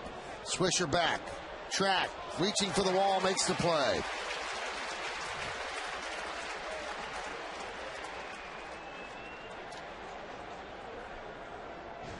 Swisher tracked it all the way. That had some good distance. I thought a ball down and away. Montanez hitting that ball right to the wall. Great shot there. Swisher seeing where he was against the old W.B. Mason side.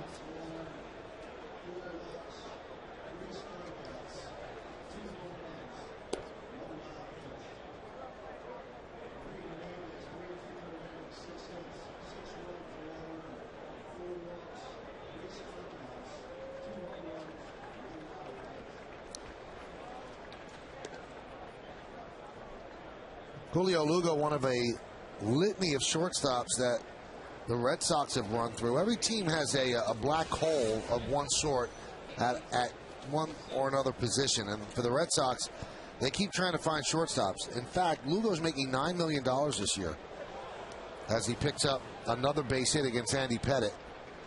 and $860 or $8,600,000 of that salary is being paid by the Red Sox. They pretty much essentially released him. And all the Orioles have to do is pay the prorated portion of minimum wage, which is $400,000. First Lou goes with the Cardinals, and then they released him, and now he goes to the Orioles. Yeah, that wasn't a good sign for the Red Sox. It was a 4-year, $36 million deal where he just batted .251 for the Red Sox. Foul back.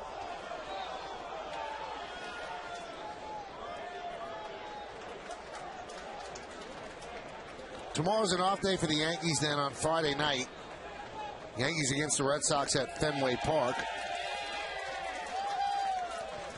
And it's going to be Phil Hughes against Josh Beckett. Then Saturday afternoon, CC Sabathia against Clay Buchholz. And then Sunday, A.J. Burnett against John Lester.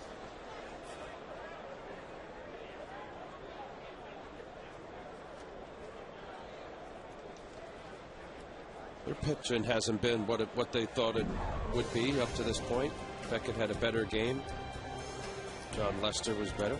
And a reminder, our coverage of Game 1 starts Friday at 6, and then Saturday and Sunday turn back to Yes after the games for our interactive post-game show, Yankees Extra Innings. You can email or tweet your thoughts and have your questions answered by the Yes team. It all starts Friday at 6, right here on Yes.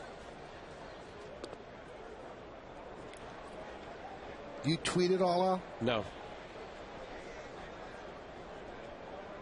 Do you? No. I don't think people want to know everything I'm doing during the day.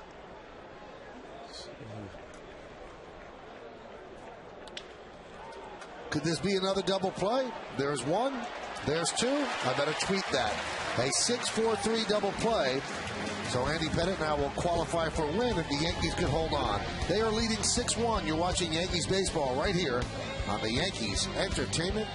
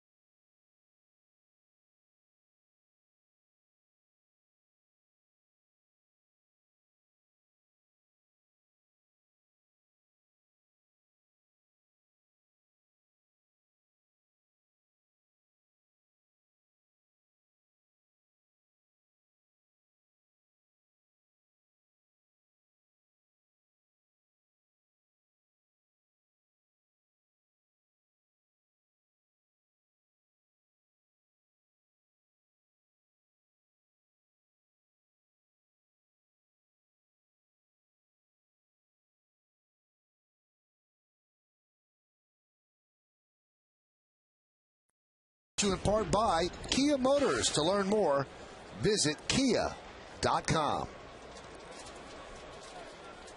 We go to the bottom of the 5th inning on a beautiful day in New York City. Yankees lead 6-1.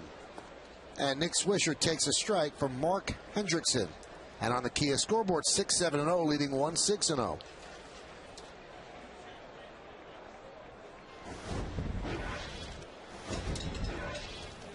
You know how superstitious players are, Al?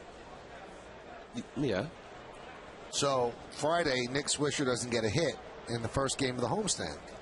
Saturday, I go to his locker and we start talking about why he struggles at Yankee Stadium. And he said that he admitted it's starting to get into his head and it's affecting him. And from that point on, he has gone off on a tear here at the stadium.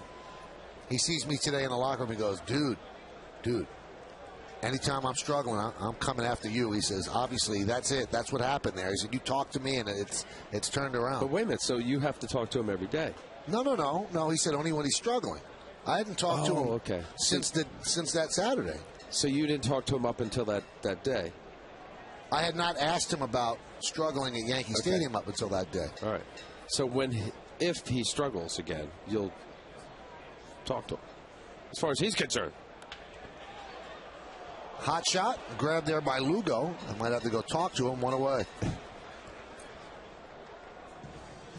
Well, if I'm going to be used as a good luck charm, sure, why not? I think that there has to be some payment. I would think. Of course you do. Are you superstitious? I'm not really, no. I mean, there are certain things I might do out of habit, but I don't think I'm superstitious. Like wanting to say certain things going in and out of innings or starting games? No. Starting games? No. I'm not superstitious, no. I mean, there are things I do. Are you superstitious? Here? Anywhere. Oh, yeah. No, as a player, I was. Well, give me one instance. I used to be. I didn't want to stand on, walk on the line, but then I kicked that out because I realized that was all just a bunch of bull. That didn't really matter. I used to sit in certain spots in the dugout. I do remember that. If I throw a scoreless inning, I would sit in a certain location. And if it was a bad inning, I would, move. But not as crazy as some guys. I remember Turk Wendell. He was a guy that brushed his teeth and licorice and jumping and doing all sorts of things. Are you superstitious up here? No, but I think you're superstitious with certain things you say. I am not superstitious about anything I say. What are you talking about? Like, let's do it? That's not superstitious. It's become something that I say. It's a thing. It's not like if I don't say it. But if I do the scatter report and I push into the first day. pitch, I feel like I ruined your day. You didn't ruin my day. You might have ruined the viewers' days because you're selfish like that and you give long scatter reports. Goodness. All right, I'll tell you what. Wait till Friday's scatter report. That's a good time to really cut the scouting report down now. Yankees, Red Sox. Way to prove a point. Sergio Mitre warming in the Yankee pen. Chop towards short. Lugo sets, fires. Getting the hustling Gardner for the second out.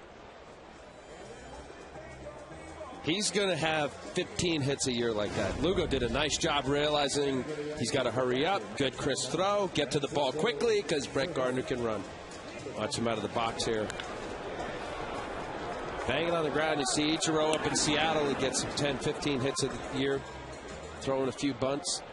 Just keep you out of a slump. Now, I know this would never happen now because you could, if you run full out, you could pull a hamstring and really affect the team.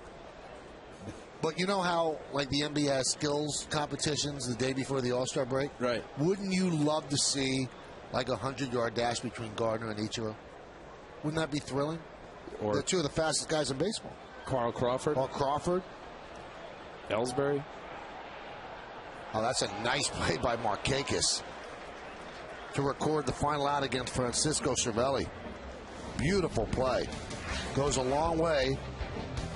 Ignores the wall, then finds it, nudges into it a little bit, and it ends the inning. We go to the 6th.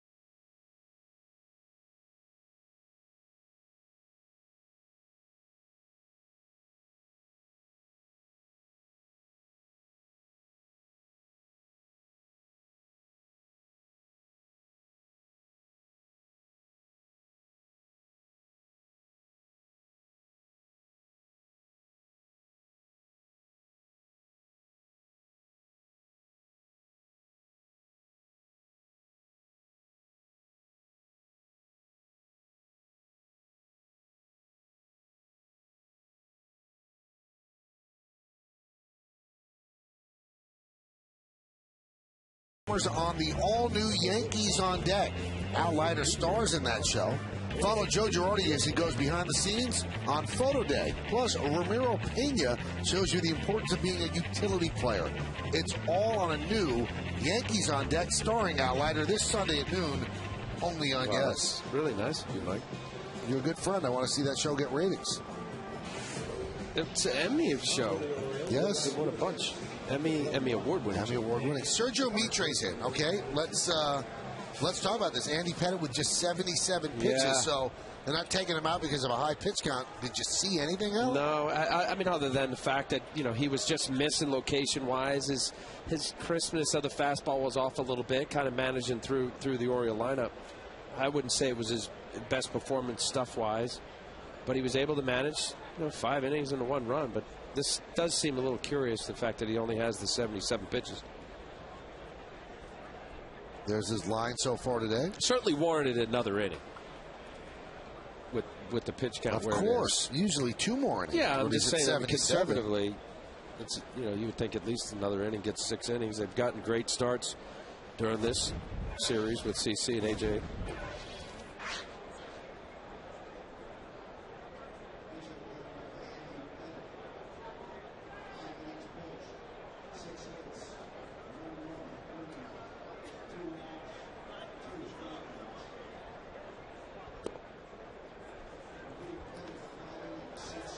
I'm sure if there's something up, we'll hear about it.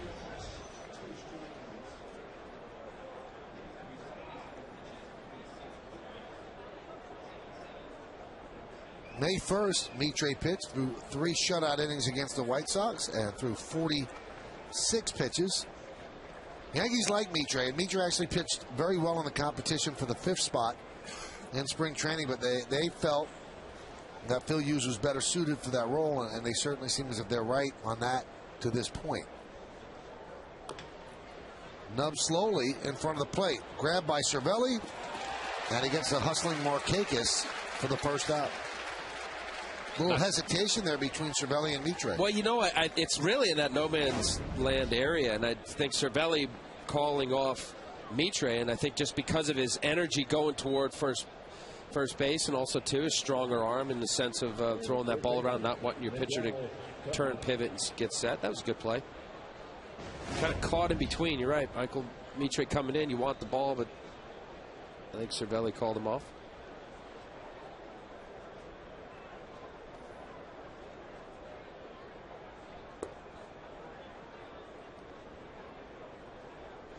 I think with Sergio Mitre, just a tremendous sinker, big movement to it. Almost looks like a split finger in many cases, where the ball just, the bottom drops out. There's a guy who had Tommy John surgery a couple years ago, and really just getting back into feeling 100% again. This is a sinker that's running up and in. Tejada ducked after the ball passed him. Anytime that ball gets up near the face, no hitter likes that. And a strike.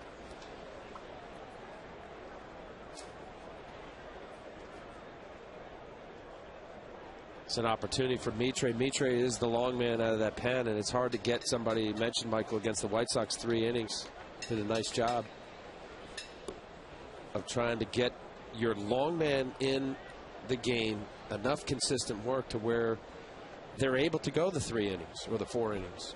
And the way the Yankees rotation has been outside of Vasquez, they've been going deep in the game, so he's got to find, Girardi does, find spots for Mitre to get in to get some consistent work. There's a ground ball to third. Alex Rodriguez, 2 outs.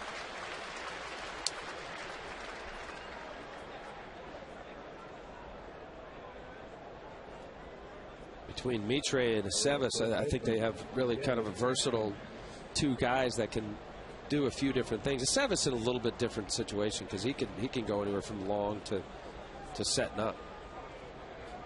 Just know that long man spot, it's not the most favorable position out there for sure, because you're the only time really used. Well, in this case here, this isn't really long. I mean, 6 innings. Maybe you'll give him a chance to go 2 or 3 innings here, leading up to whoever we see as the closer.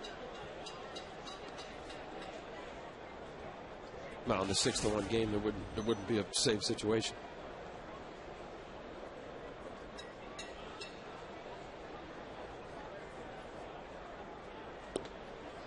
Along with Al Leiter and Kimberly Jones, I'm Michael Kay. You're watching Yankees baseball right here on Yes.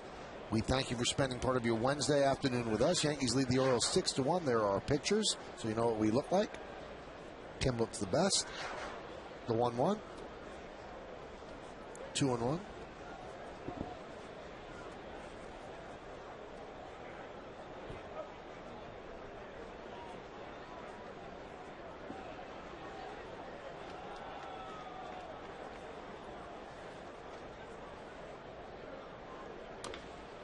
Dribbled slowly toward third. It's a fair ball. Atkins didn't run. Third base umpire Bruce Druckman right there, and Atkins did not run. And Alex Rodriguez had plenty of time to throw across the diamond and gun him down as the Yankees work a 1-2-3 inning. Take a look. It goes right over the bag, hits the foul line, and then Atkins says, I better run. Much too late.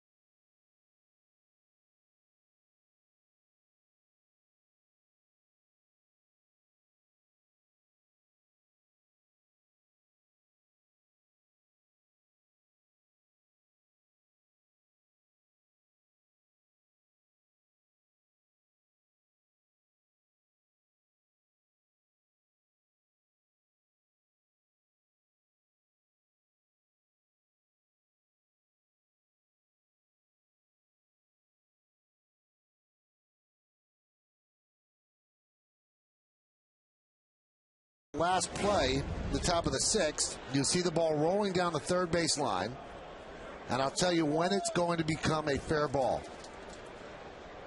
Freeze it right there. Once it crosses the bag and hits that line, it's a fair ball. It doesn't matter if Alex Rodriguez fielded it in foul territory at that point. And Garrett Atkins was watching and didn't look. That's a great shot. That one's lined into right center field.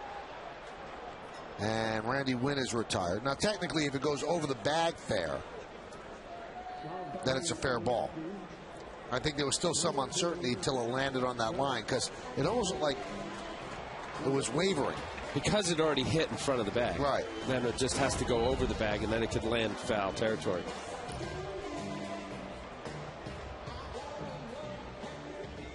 Well, we watched in between innings. Dave Tremblay, the manager of the Orioles, was not happy with Atkins not running it out. You hit the ball, run it out until the umpire says fair or foul. Now, sometimes, you know, you can hustle and it could be quote-unquote false hustle. If he ran out of the box here, here's a base hit. He cost him off a base hit. Yep. There's no way Alex Rodriguez would have been able to gun him down on a slow roller like that. The Orioles can ill afford to be making mistakes like that. Their margin of error is very, very small. There's a strike. Yeah, and those are the kind of things where, especially when a team's losing, you could start looking into, bad throws, poor play in the field. Teams can accept, well, you don't ever accept a loss, but if you just get beat, you played your best, your pitchers did what they could, you just faced good pitching. If you make mental errors or errors in the field that just aren't routine or difficult plays or routine plays and you're throwing the ball around, it looks sloppy, then it becomes a real problem.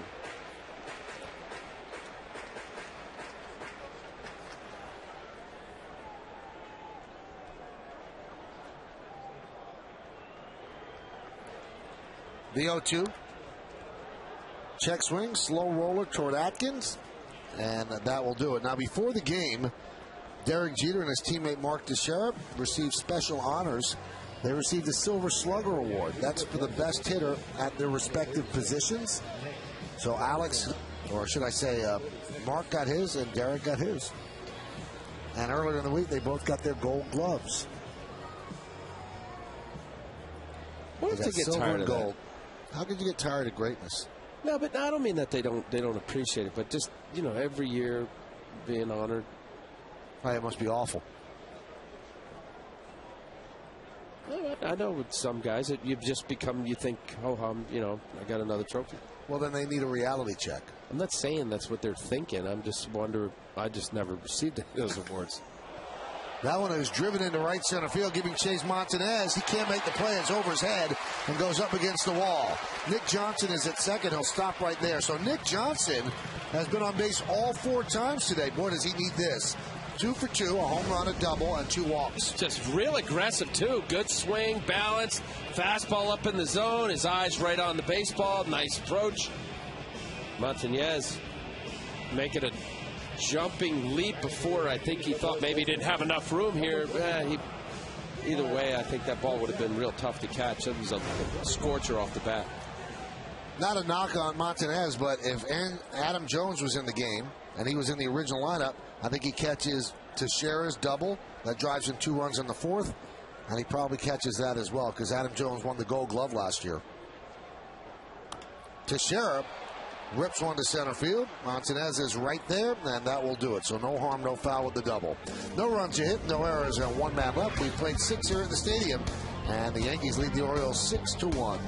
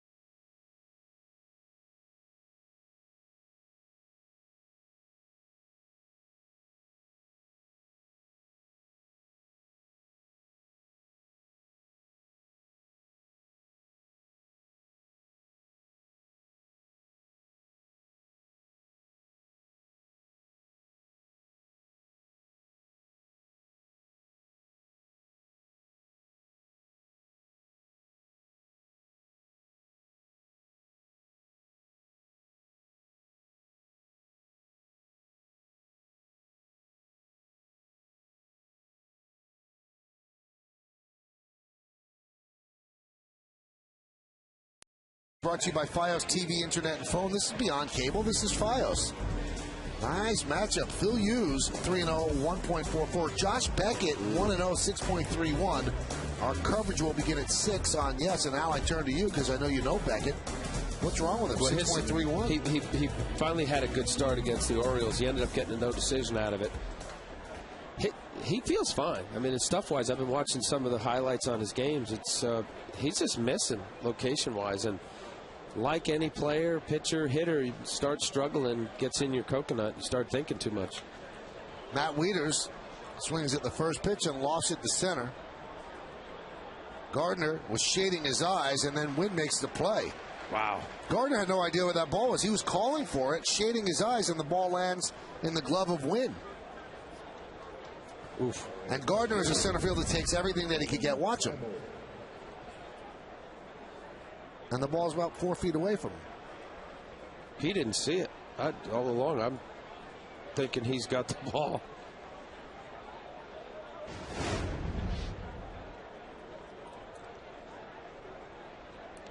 Pitch outside to Nolan Reimold. Verizon Wireless scoreboard 6-1 Yanks. Also, too, straight away is usually off center. To be able to see the ball off the bat, so important, especially in a sky like today, where you don't want to wait for the ball to pop up through the shirts in the stadium until it gets to the blue sky.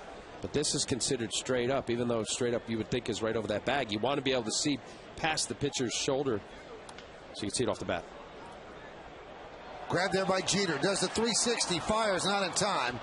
And it goes past Teixeira, but backing up nicely, Cervelli. That'll be a base hit for Reimold.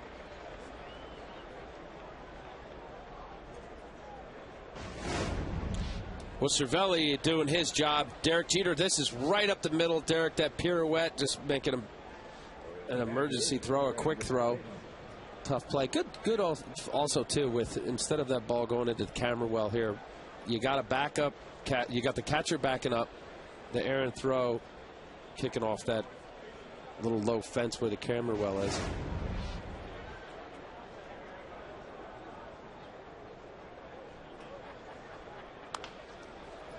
Grounded softly to Jeter. Let's see if they can turn two. There's one, and there's two. A 6-4-3 double play to get Mitre out of the inning. No runs a hit, no errors, and nobody left on base at the end of 6.5.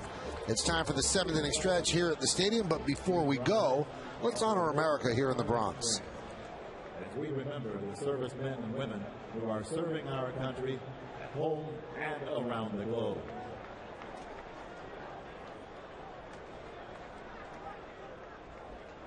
Thank you. Now please join the late, great Kate Smith, her rendition of God Bless America.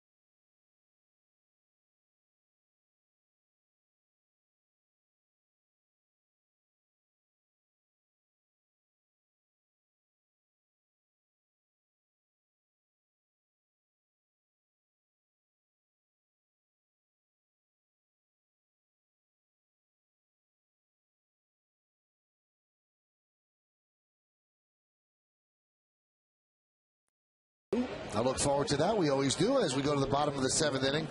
here at the stadium. Yankees are leading 6-1. They're looking for a sweep. A new Oriole pitcher is Will Omen.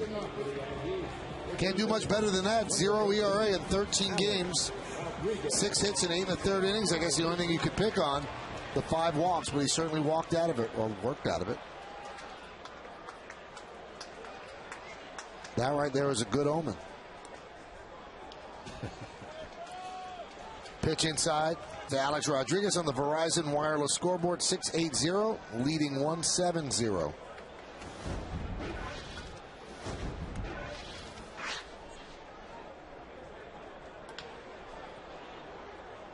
Foul behind the plate.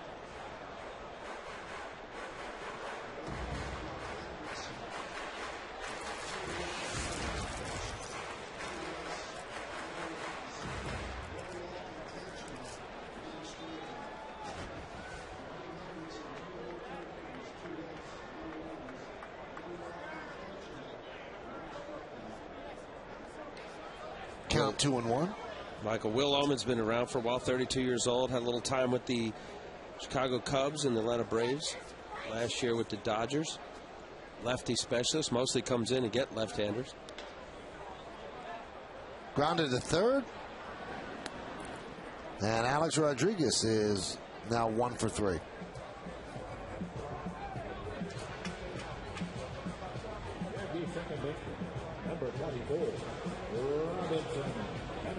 Just swinging at pitches just enough off the plate, doing pitchers favors anytime a hitter swings at the ball that's a few inches off.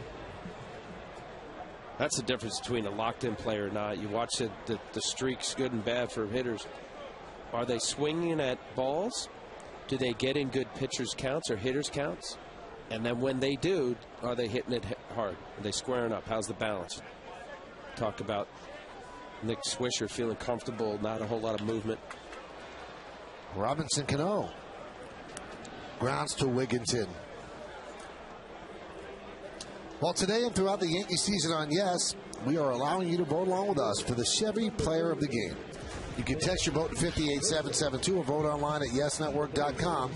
Today's candidates are Derek Jeter, Nick Johnson, Nick Swisher, and Mark Teixeira. Vote now.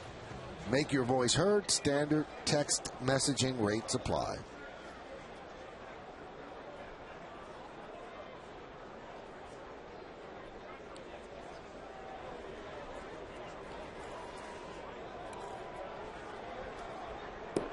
Nick Swisher takes a pitch low.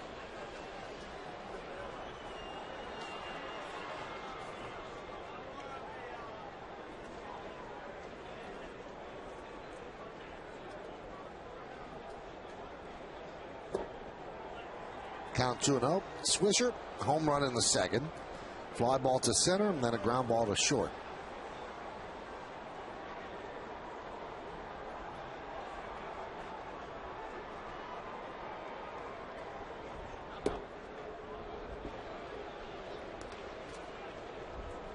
That's such a balance. Look at just how comfortable Swisher is right now, seeing 3 pitches. See where this pitch is down the middle to be able to track the ball. Comfortable, bat on his shoulder.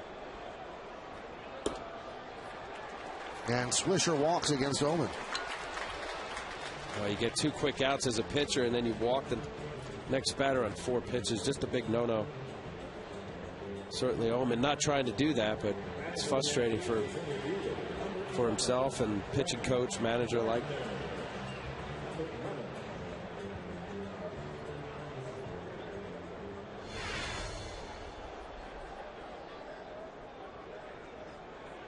Gardner today is 1 for 2.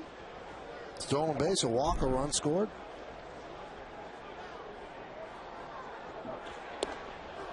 There's a strike.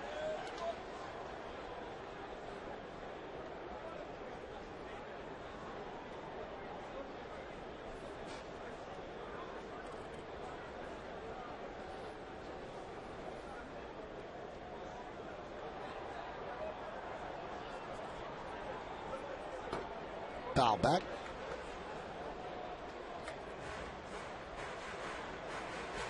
Still no word on Andy Pettitte, why the Yankees took him out after 5 innings and 77 pitches. When we hear something, we will get it to you if we don't hear anything during the game portion. Obviously, Kimberly is going to hear stuff in the clubhouse, and you'll hear it on the WB Mason postgame show.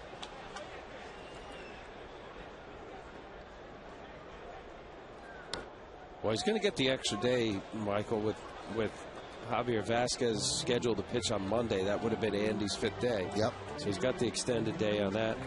Yeah, I'm sure we'll find out. It just seems with the 77 pitches, 5 innings, 6-1, not insurmountable lead, but comfortable.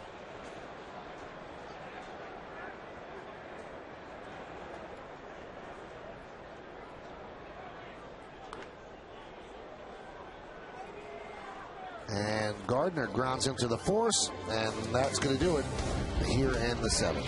Yankees strand 1. We go to the 8th. 6-1 Bombers.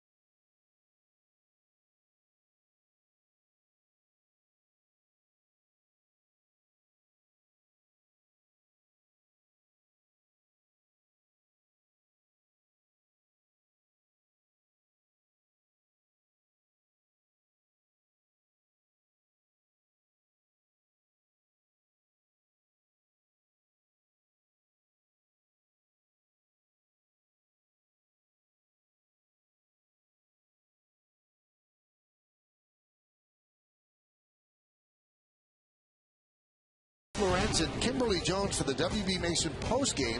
You'll get all the highlights and analysis of this final game against the Orioles, plus the team's reaction from the clubhouse. It's all coming up later on the WB Mason postgame. That's only on Yes.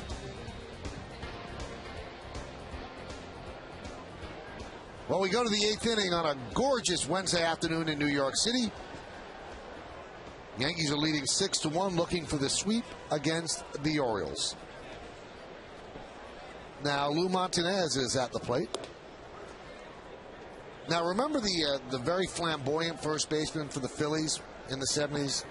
Willie Montanez. Willie Montanez, yeah. I keep saying Montanez. Well, I mean, a lot of people might say, well, why is he saying Montanez? Well, Lou does not have a tilde over the end. It's a tilde. I believe it's a tilde. There's a fly ball. That's an out. Tilde. Tilde. Wait, does he have a tilde? Yes, he does. Well, then it's Montanez. Somebody had told me it was Montanez, so it's a tilde, and it's Montanez. Okay, so I was right. You have been right, and I've been wrong, so I apologize. You don't have to apologize. Montanez. Here's Julio Lugo.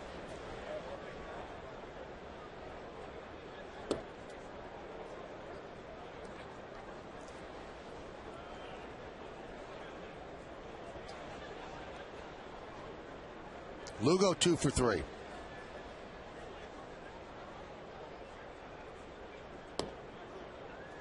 Julio might be the highest paid utility person in baseball. Think about that. You make $9 million a year. He's not even a starting shortstop on a team that's 7-20. What's Mike Lowell playing? Oh, he's starting now. He was utility for a while, right? He was about 11. Yeah, he would be more. But he's playing now. Not every Gary day. Matthews. He's a 4th outfielder. Good point. That's $11 million. Yeah, I'm thinking of guys that have been paid as starters and now obviously aren't starting.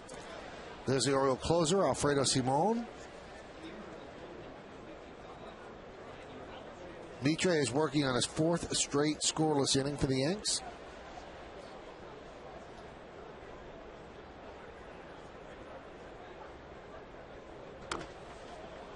See how this plays out, but Mitre's this could be an outing for him to just finish.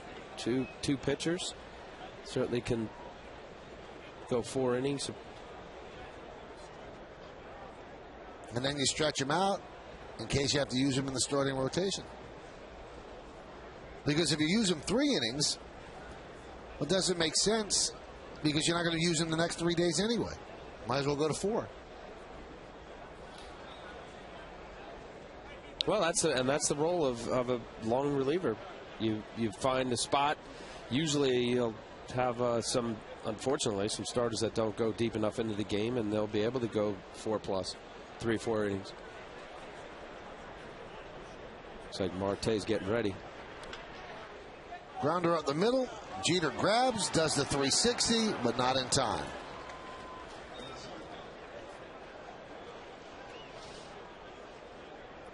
Hey, come out to Yankee Stadium to see the 27-time world champion New York Yankees in action. Bring your clients, employees, or business associates out to the stadium for a corporate outing and enjoy Yankees baseball in a private game day suite or one of the great group locations. For more information, visit Yankees.com. You can call 646-977-8900 or email suites@Yankees.com.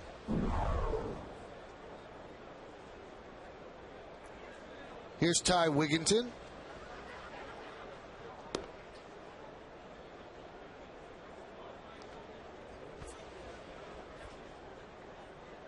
Wigginton, right? Not Wigington. Very highly, widely mispronounced name. He was a teammate. I think I mispronounced it. But you would call him Wiggy. Wiggy, yeah. I'm used to calling him Wiggy, but I don't know if that sounds appropriate up here. Ty would be easy. Good guy, good player. 10 years in the big leagues, 5 different teams, gamer. So he idolized Pete Rose and Don Mattingly. Tough kid. Why do players always call themselves nicknames? Why wouldn't you ever call him Ty? You call them Wiggy all the time, right? Yeah, he was Wiggy. Like Derek Jeter's Jeets. Mark Teixeira's Tex. That's driven deep to left field. You pronounce that one, home run. 2-run shot for Ty Wigginton. And the Yankees now lead 6-3. 9th home run of the year for Wigginton.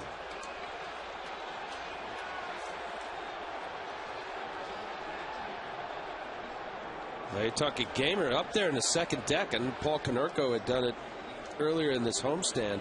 There's only been a handful up there in the New Yankee Stadium. It's like a sinker that just didn't sink up in the zone. Hit it that well, strike it as that far. He knew it off the bat. Up there past the Modell sign. Really crushed that.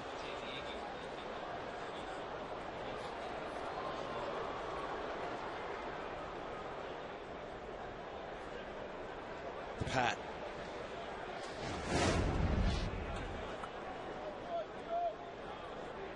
Wigginton now amongst the home run leaders in the American League. Paul Konerko of the White Sox with 12, then Cano and Wigginton, 2 second basemen with 9.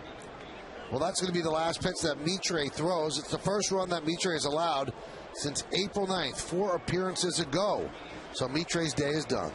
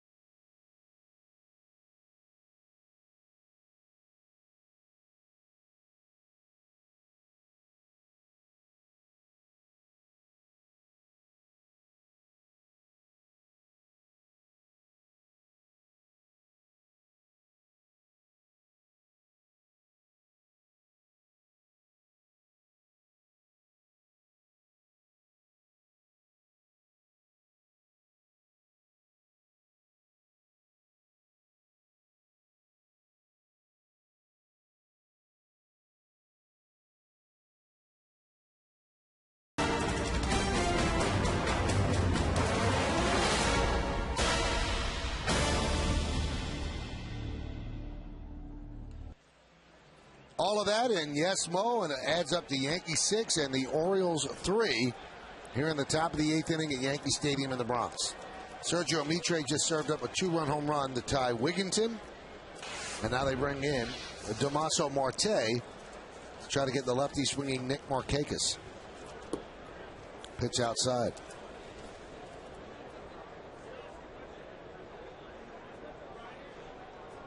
Now, they say they're trying to stay away from Mariano Rivera today. This is, at this point, a save situation if you come in the 9th inning. Now, I talked to Mariano today before the game. He said he could pitch today. And then he was told that Joe Girardi had said he'd like to give him one more day. And then Mariano said to the person who asked him, who said that?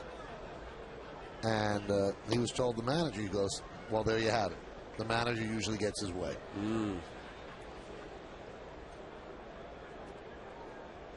Now, I also asked Jabba Chamberlain, could he pitch? He said, yes, I definitely could.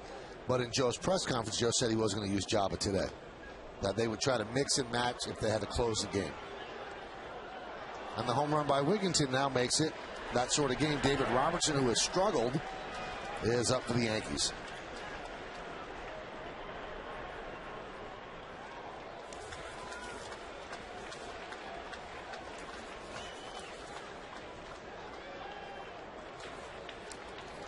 Swing and a miss.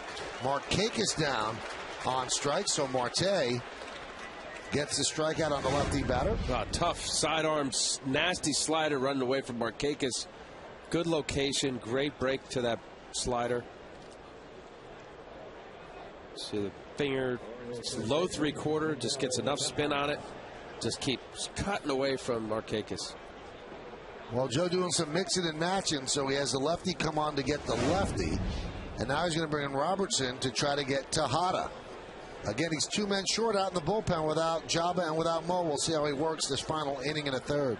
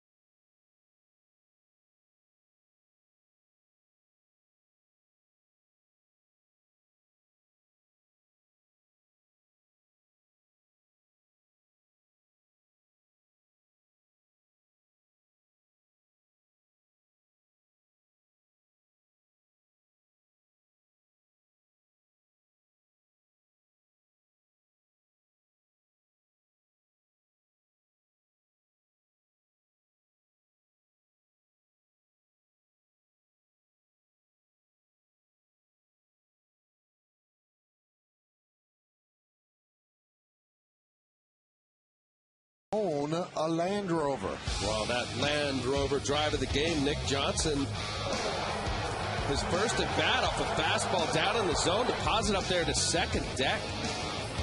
Land Rover drive of the game, Nick Johnson, maybe that turning around, 2 for 2 with 2 walks.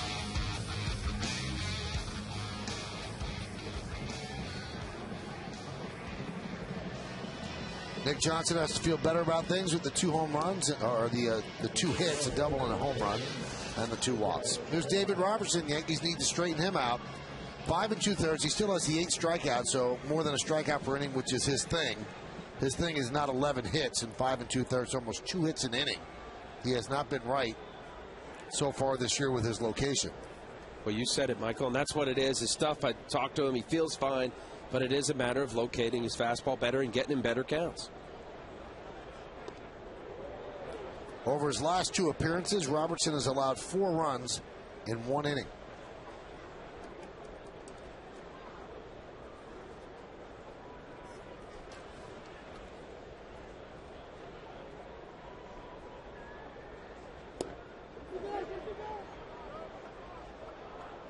First base up. Gary Darling said he did not go. Where's the pitch? Right down the middle, knee high. What's this pitch here? Well, he's calling it down. Clearly over the plate.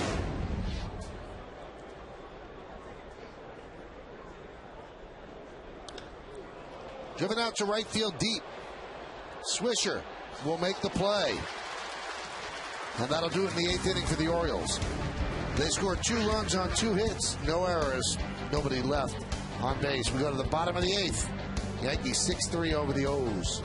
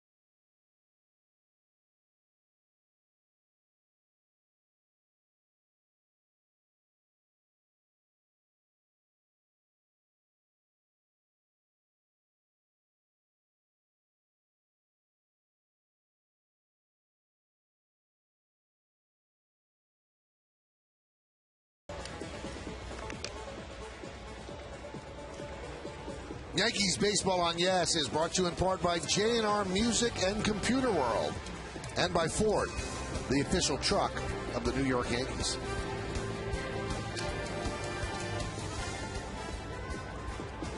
Well, it's now 6-3. Yankees over the O's. And Francisco Cervelli will lead it off, then Randy Wynn and Derek Jeter. So Derek Jeter is ready. And the Orioles bring in their closer, Alfredo Simon. Not a closing situation, but they want to hold it here at 6-3. Well, he's got a closer arm, 95, 96 plus velocity-wise. Talk about quick recuperation. This guy had Tommy John surgery last year. It's a remarkable recovery. Dominant closer stuff. Just a matter of him getting consistent, those 4 walks. Very, very detailed notes.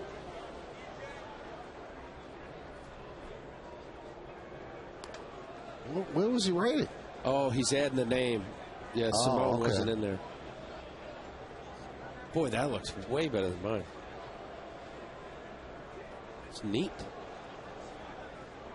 Legible. All the things it's supposed to be.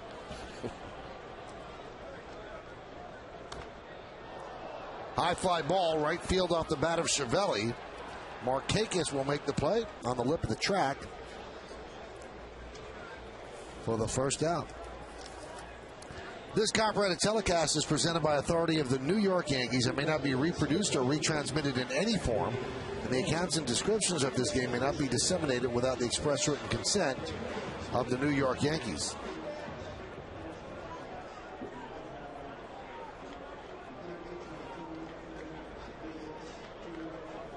Here's Randy Wynn.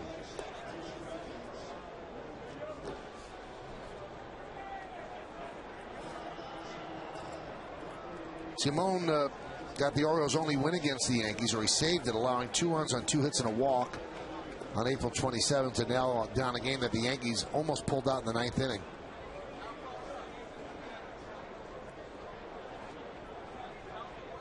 Orioles had signed Mike Gonzalez to a free agent contract to be their closer, and blew a couple of games, and his shoulder got stiff, and he's on the DL, and now it's kind of a closer by committee, but the first one that enters the mind of Dave Tremblay is Alfredo Simon.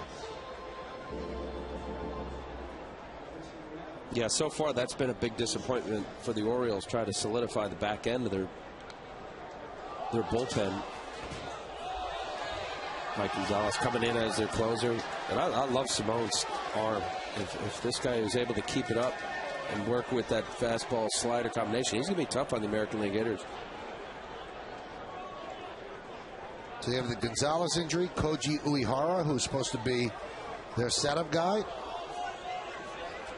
He is also hurt, and Felix P.A., an outfielder, and we told you about Brian Roberts earlier. So a brutal schedule early where they played 16 straight days against good teams most of the time, and then injuries to significant people. Their closer, their second baseman, a valuable outfielder, their setup guy, and the Orioles have not been able to survive it.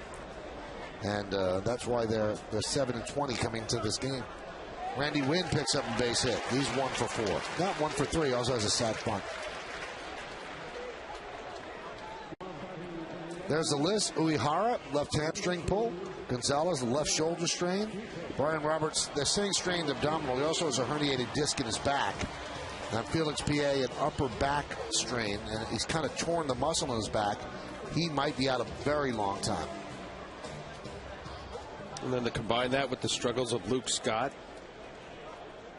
Garrett Atkins, until this series, has not been hitting well. And to be in the toughest division in baseball.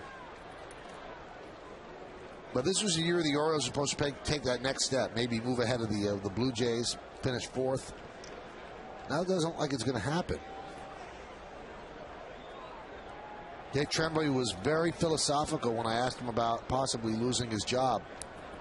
He said, I got to do the best I can. He said, I have to realize how blessed I am. I have one of 30 jobs that so many people in this world want. There are just 30 jobs. He said, most of us get hired to be fired. I know those are all cliches, he said, but I can't sit and worry about it. I'm just lucky that I have the job, and I'll try to do the best I can. I really don't give it much thought, losing the job. Pitch outside to Jeter. You know, and I know we say it often, but he really is a great baseball man. The guy's been around the game for a long time, managed in the minor leagues and coached at all different levels. See the Orioles 12.5 out. He's also, I know this sounds so trite, he's such a good guy.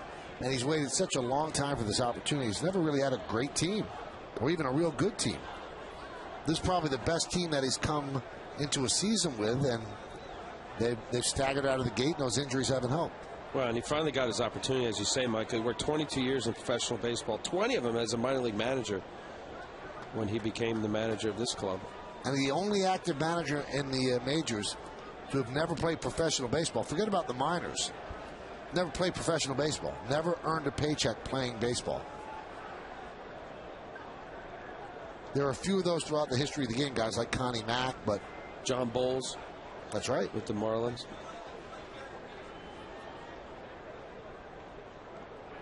Runner goes. And a stolen base for Wynn.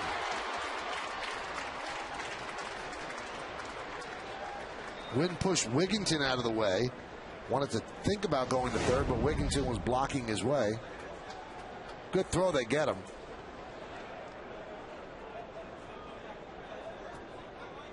And then says sorry. Yankees wouldn't mind plating that run, give them a 4-run lead.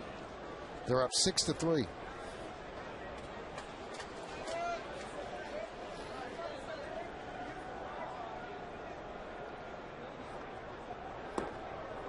Count 2-2.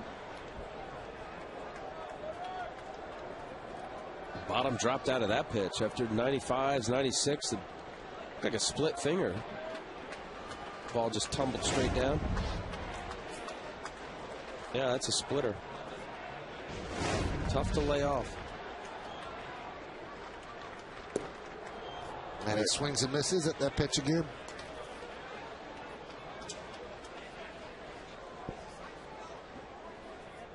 So Jeter down on strikes. Derek is 1 for 5 today with 2 runs scored. Well, there's the split finger. Tough pitch. Bruce Sutter made it a very effective pitch in the 70s, 80s. Ball just looks like a fastball, more of a two-seamer, and then just the bottom drops out.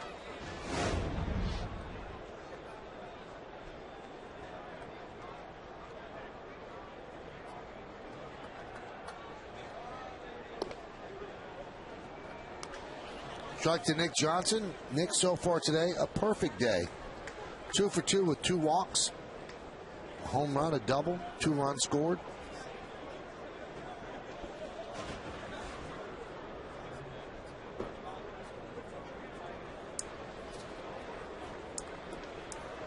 Maybe this would be the start of a nice little turnaround for Nick Johnson. Certainly what Nick Swisher was able to do this homestand. They added the mustache on the scoreboard. Pepe Le Pew.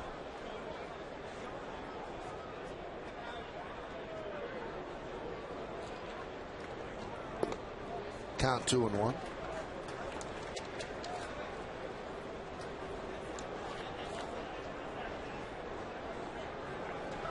Jorge Posada sitting out another game as he tries to get his calf back in working order.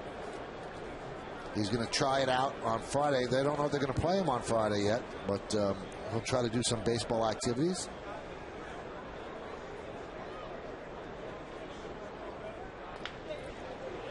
Ground ball up the middle and kicked by Wigginton. That's going to allow Randy Wynn to score. So it's a base hit for Johnson, and the Yankees now lead 7-3. We'll see how they scored it. They give him an RBI or an E4 on the kick. Well, Wigginton not that much range, but he got to the baseball and literally kicked the ball. He was able to get to it. Watch here, his glove backhand just off a little snow cone, and then he'll end up kicking the baseball. Played some third base. Now obviously filling in for Brian Roberts. It's a single with an RBI.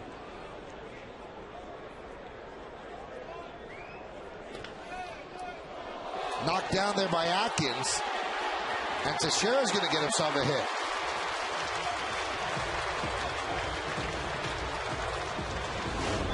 Well, that's a hot smash right here. Atkins just barely off the bag. Normally you see a first baseman go further than that. I don't know if he's seeing the ball. That looked like a ball that he could handle. Ended up again hitting him on the heel of the glove. Maybe in this daytime here with the little bit of glare off of the seats behind the hitters. Hit hard, but I think he may have had that one.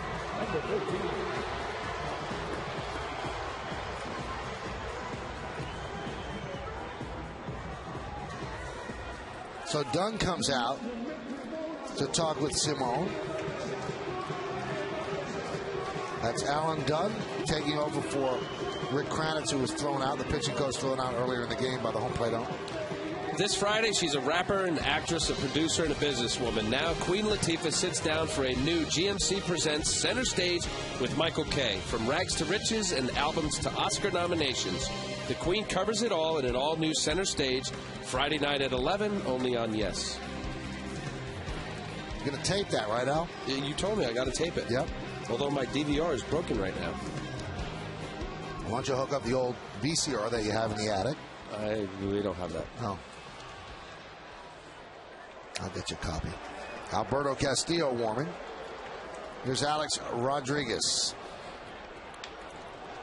And a ground ball is short. They go the short way to get the final out on the force. Yankees 1 run on 3 hits, no errors, and 2 men left on base.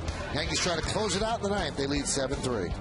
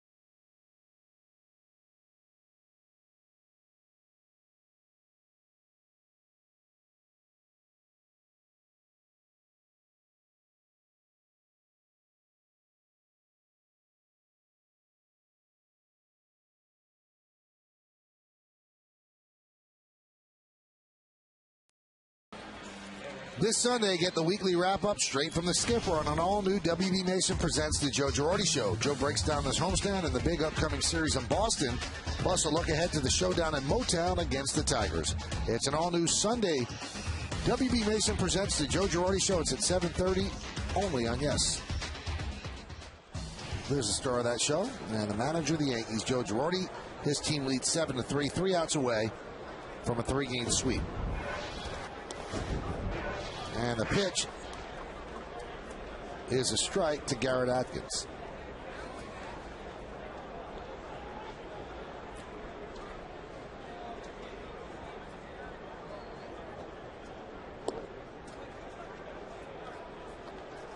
Count 1-1.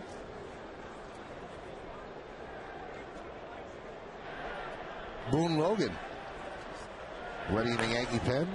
David Robertson looking to pick up his second big league save. That one is driven into right center field. On the run, Gardner. He makes the play easily for the first out.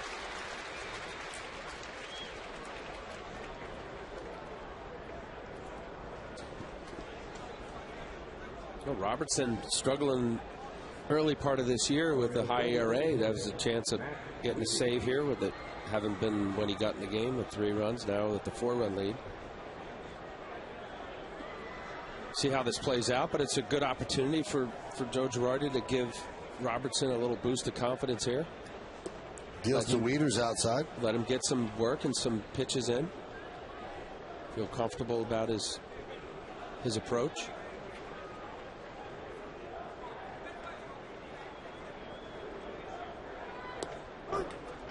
Strike.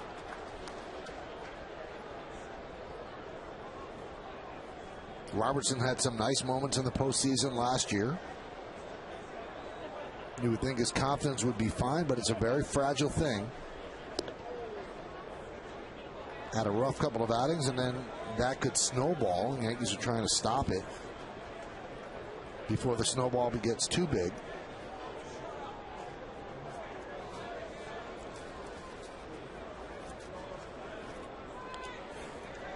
Fouled away. Yeah, I don't think his confidence is bad, but anytime you start out a new year, you want good numbers, and when you give up a few runs and your ERA is reflective or isn't reflective of your ability with an ERA of 12, plus 12 coming into today, you just start searching, start thinking about things in which what are you doing that you could do better, and stuff-wise, he's every bit as good as he was last year.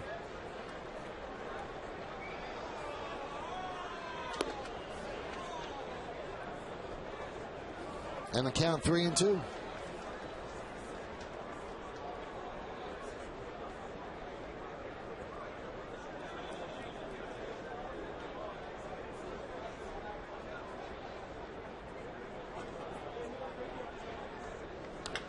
Driven deep to right field. There it goes.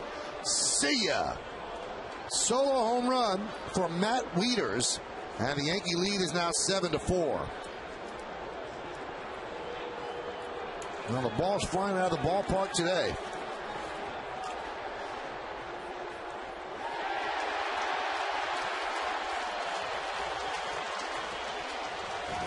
Well, that ball was well struck. The 3-2 count. Wants it on the outside part of the plate, middle of the plate. Matt Wieters, that ball was hit hard. Good looking young ball player. Got a fastball, middle of the plate, was able to elevate.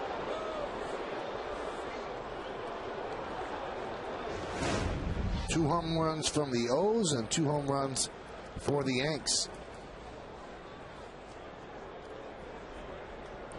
There have been 3 games already this year without a home run here at Yankee Stadium. Last year, there was 1 the entire season. So the ball not jumping out of here as it had been at the beginning of last season, kind of a calm down toward the end. But today, 4 home runs. So Dave Island goes out and talks with David Robertson. Andy Pettitte started. He threw 5 innings. He's eligible to get the win. Threw 77 pitches, then inexplicably was taken out before the start of the 6th inning when they brought in Sergio Mitre. You would assume that something is up. We have not yet heard word of why they took Andy out, but we will wait and hear on the WB Mason postgame after Kim works the clubhouse. Strike.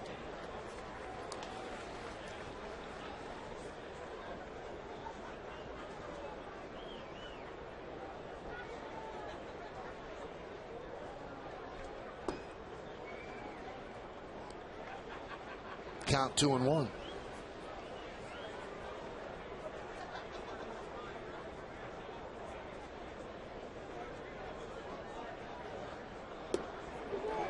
Did he go? Yes, he did, said Gary Darling. Robertson just getting underneath these fastballs here. You see the check swing that Reimold couldn't hold up. Just the ever so slight for Robertson or any pitcher to just be more precise with the ability to hit your spots. So those are just overthrown fastballs, getting underneath and pushing it. And it usually is the case, you know, you're struggling, or at least the numbers reflect that you're struggling, and you try harder, and when you try harder, it gets worse. Something to be said about just backing off a little. High fly ball, deep to left, and the corner is Wynn, and it's off the foul pole. Back-to-back home runs by the Orioles, high off the foul pole for Nolan Reimold, and now the Yankees lead is 7-5, and Joe Girardi's going to take out David Robertson.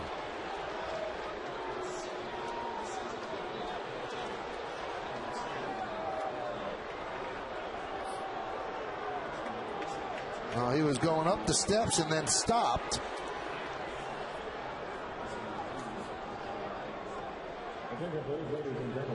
And he was waiting for the announcement of Ryan Hughes, the lefty batter, so now he's going to bring in Boone Logan. That's all he was waiting for. So Reimold with his second home run, and now it's 7-5. You can see it hits high off the pole. Bang. 7-5. We'll be back with Logan against Hughes.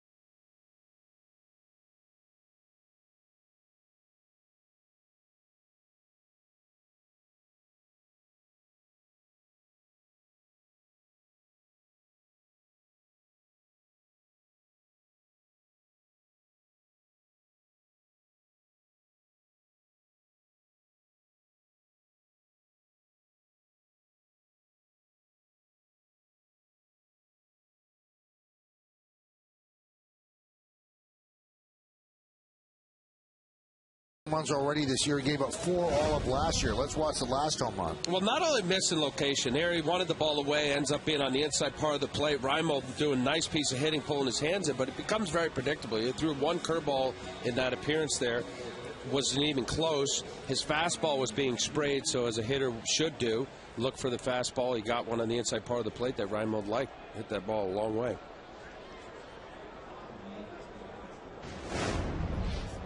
Well, the Yankees still have to get 2 more outs. Now Boone Logan against Ryan Hughes.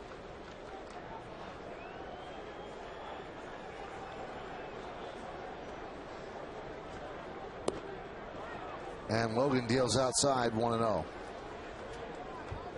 Logan pitched against his former team, the White Sox, and made everybody's eyes on the Yankees open up wide. He threw 97 miles an hour on one fastball.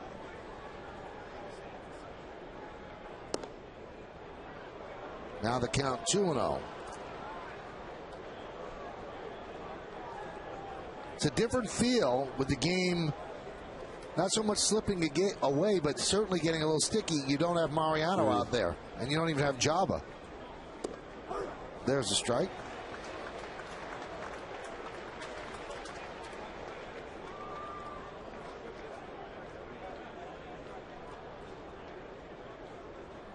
Alfredo Aceves getting ready if need be. 2-1. 2-2. Boy, Logan's really throwing hard. That was 95 miles an hour. Yeah, he's always had that good fastball. It's just a matter, again, to be a broken record, but having better command, and also, too, a secondary pitch to be better, put-away pitch. Never denied or disputed Boone Logan's ability to throw a ball hard.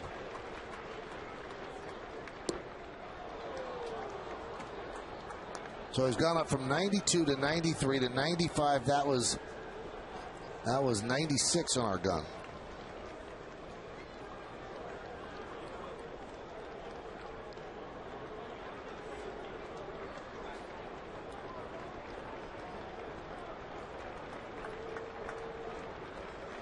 Three-two, and he walked him.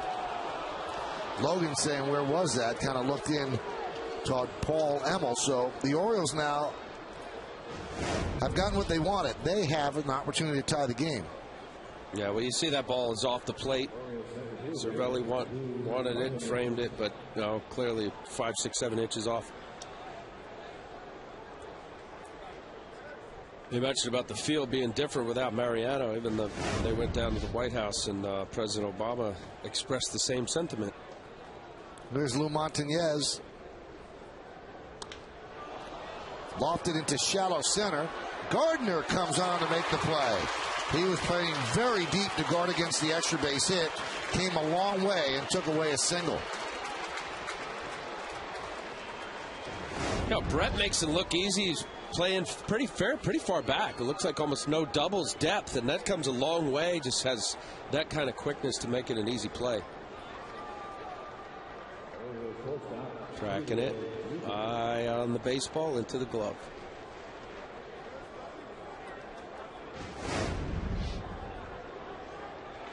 And that'll leave it to Julio Lugo with 2 outs here in the top of the 9th. 3 for 4 for Lugo. 3 singles. Hughes goes, and he will take second on defensive indifference. A strike to Lugo.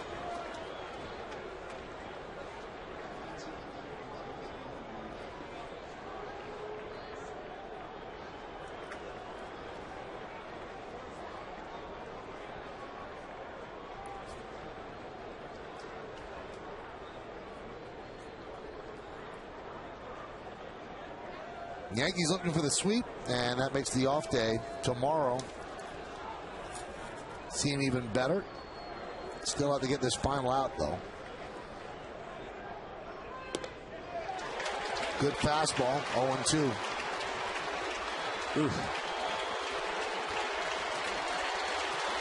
Crowd of 43,425 here at the stadium. Looking for strike 3, looking for out 3, looking for 3 in a row against the O's.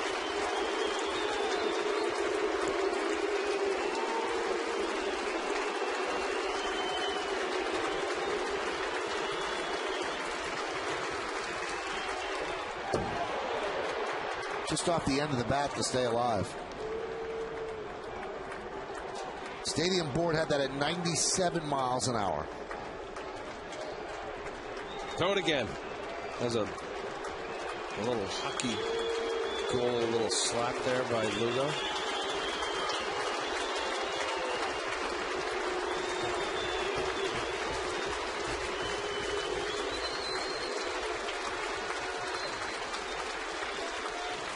The 0-2 outside.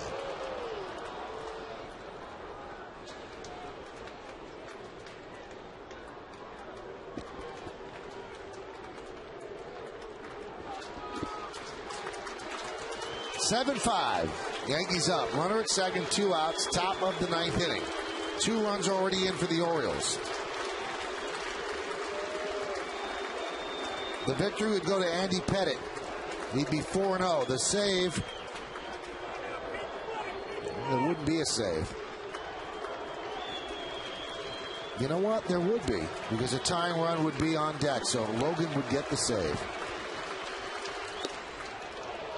He's still a strike away from that save. Jabba Chamberlain has saved the last 2 games without the availability of Mariano. And Logan trying to nail this one down. Well, this may be his last batter if he walks him. Savas being ready for Wigginton. This would be his first save since 2006 with the White Sox. The 2-2. And the count is 3-2.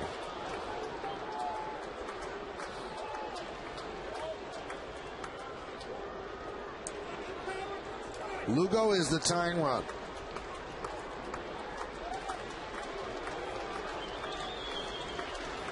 The Orioles battling down to the final out here in the 9th.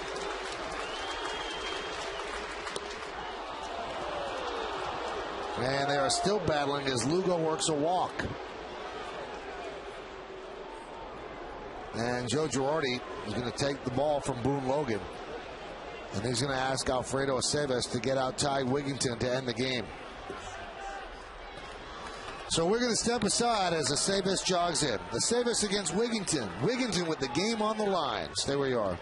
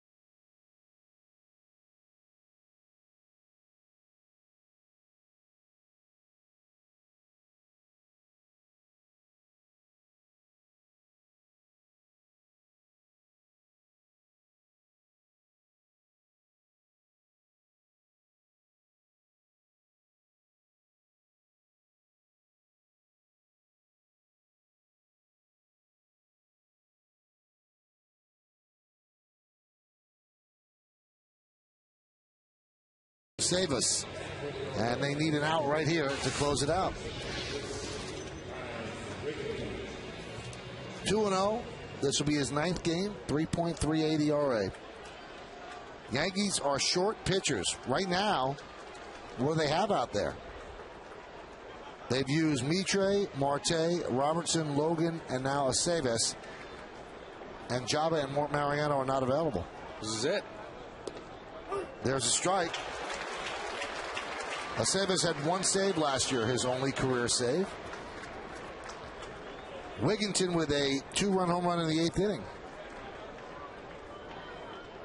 Lugo has good speed at first, something down the line or in the gaps. And you got yourself a tie game. Yankee outfielders are playing very deep. That's their no double defense. The 0-1. And Alex Rodriguez playing deep at third and fairly close to the line. There's a no double defense is covering the wall. Anything over their head, I believe, would be a home run. That's the way they're positioned right now. 1-1. 1-2.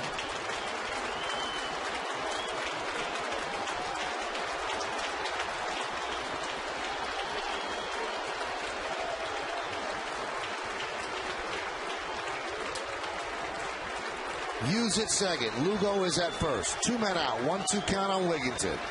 Aceves deals. Outside, 2-2. Making it sweaty for the Yankees. At one time, this was a 6-1 game.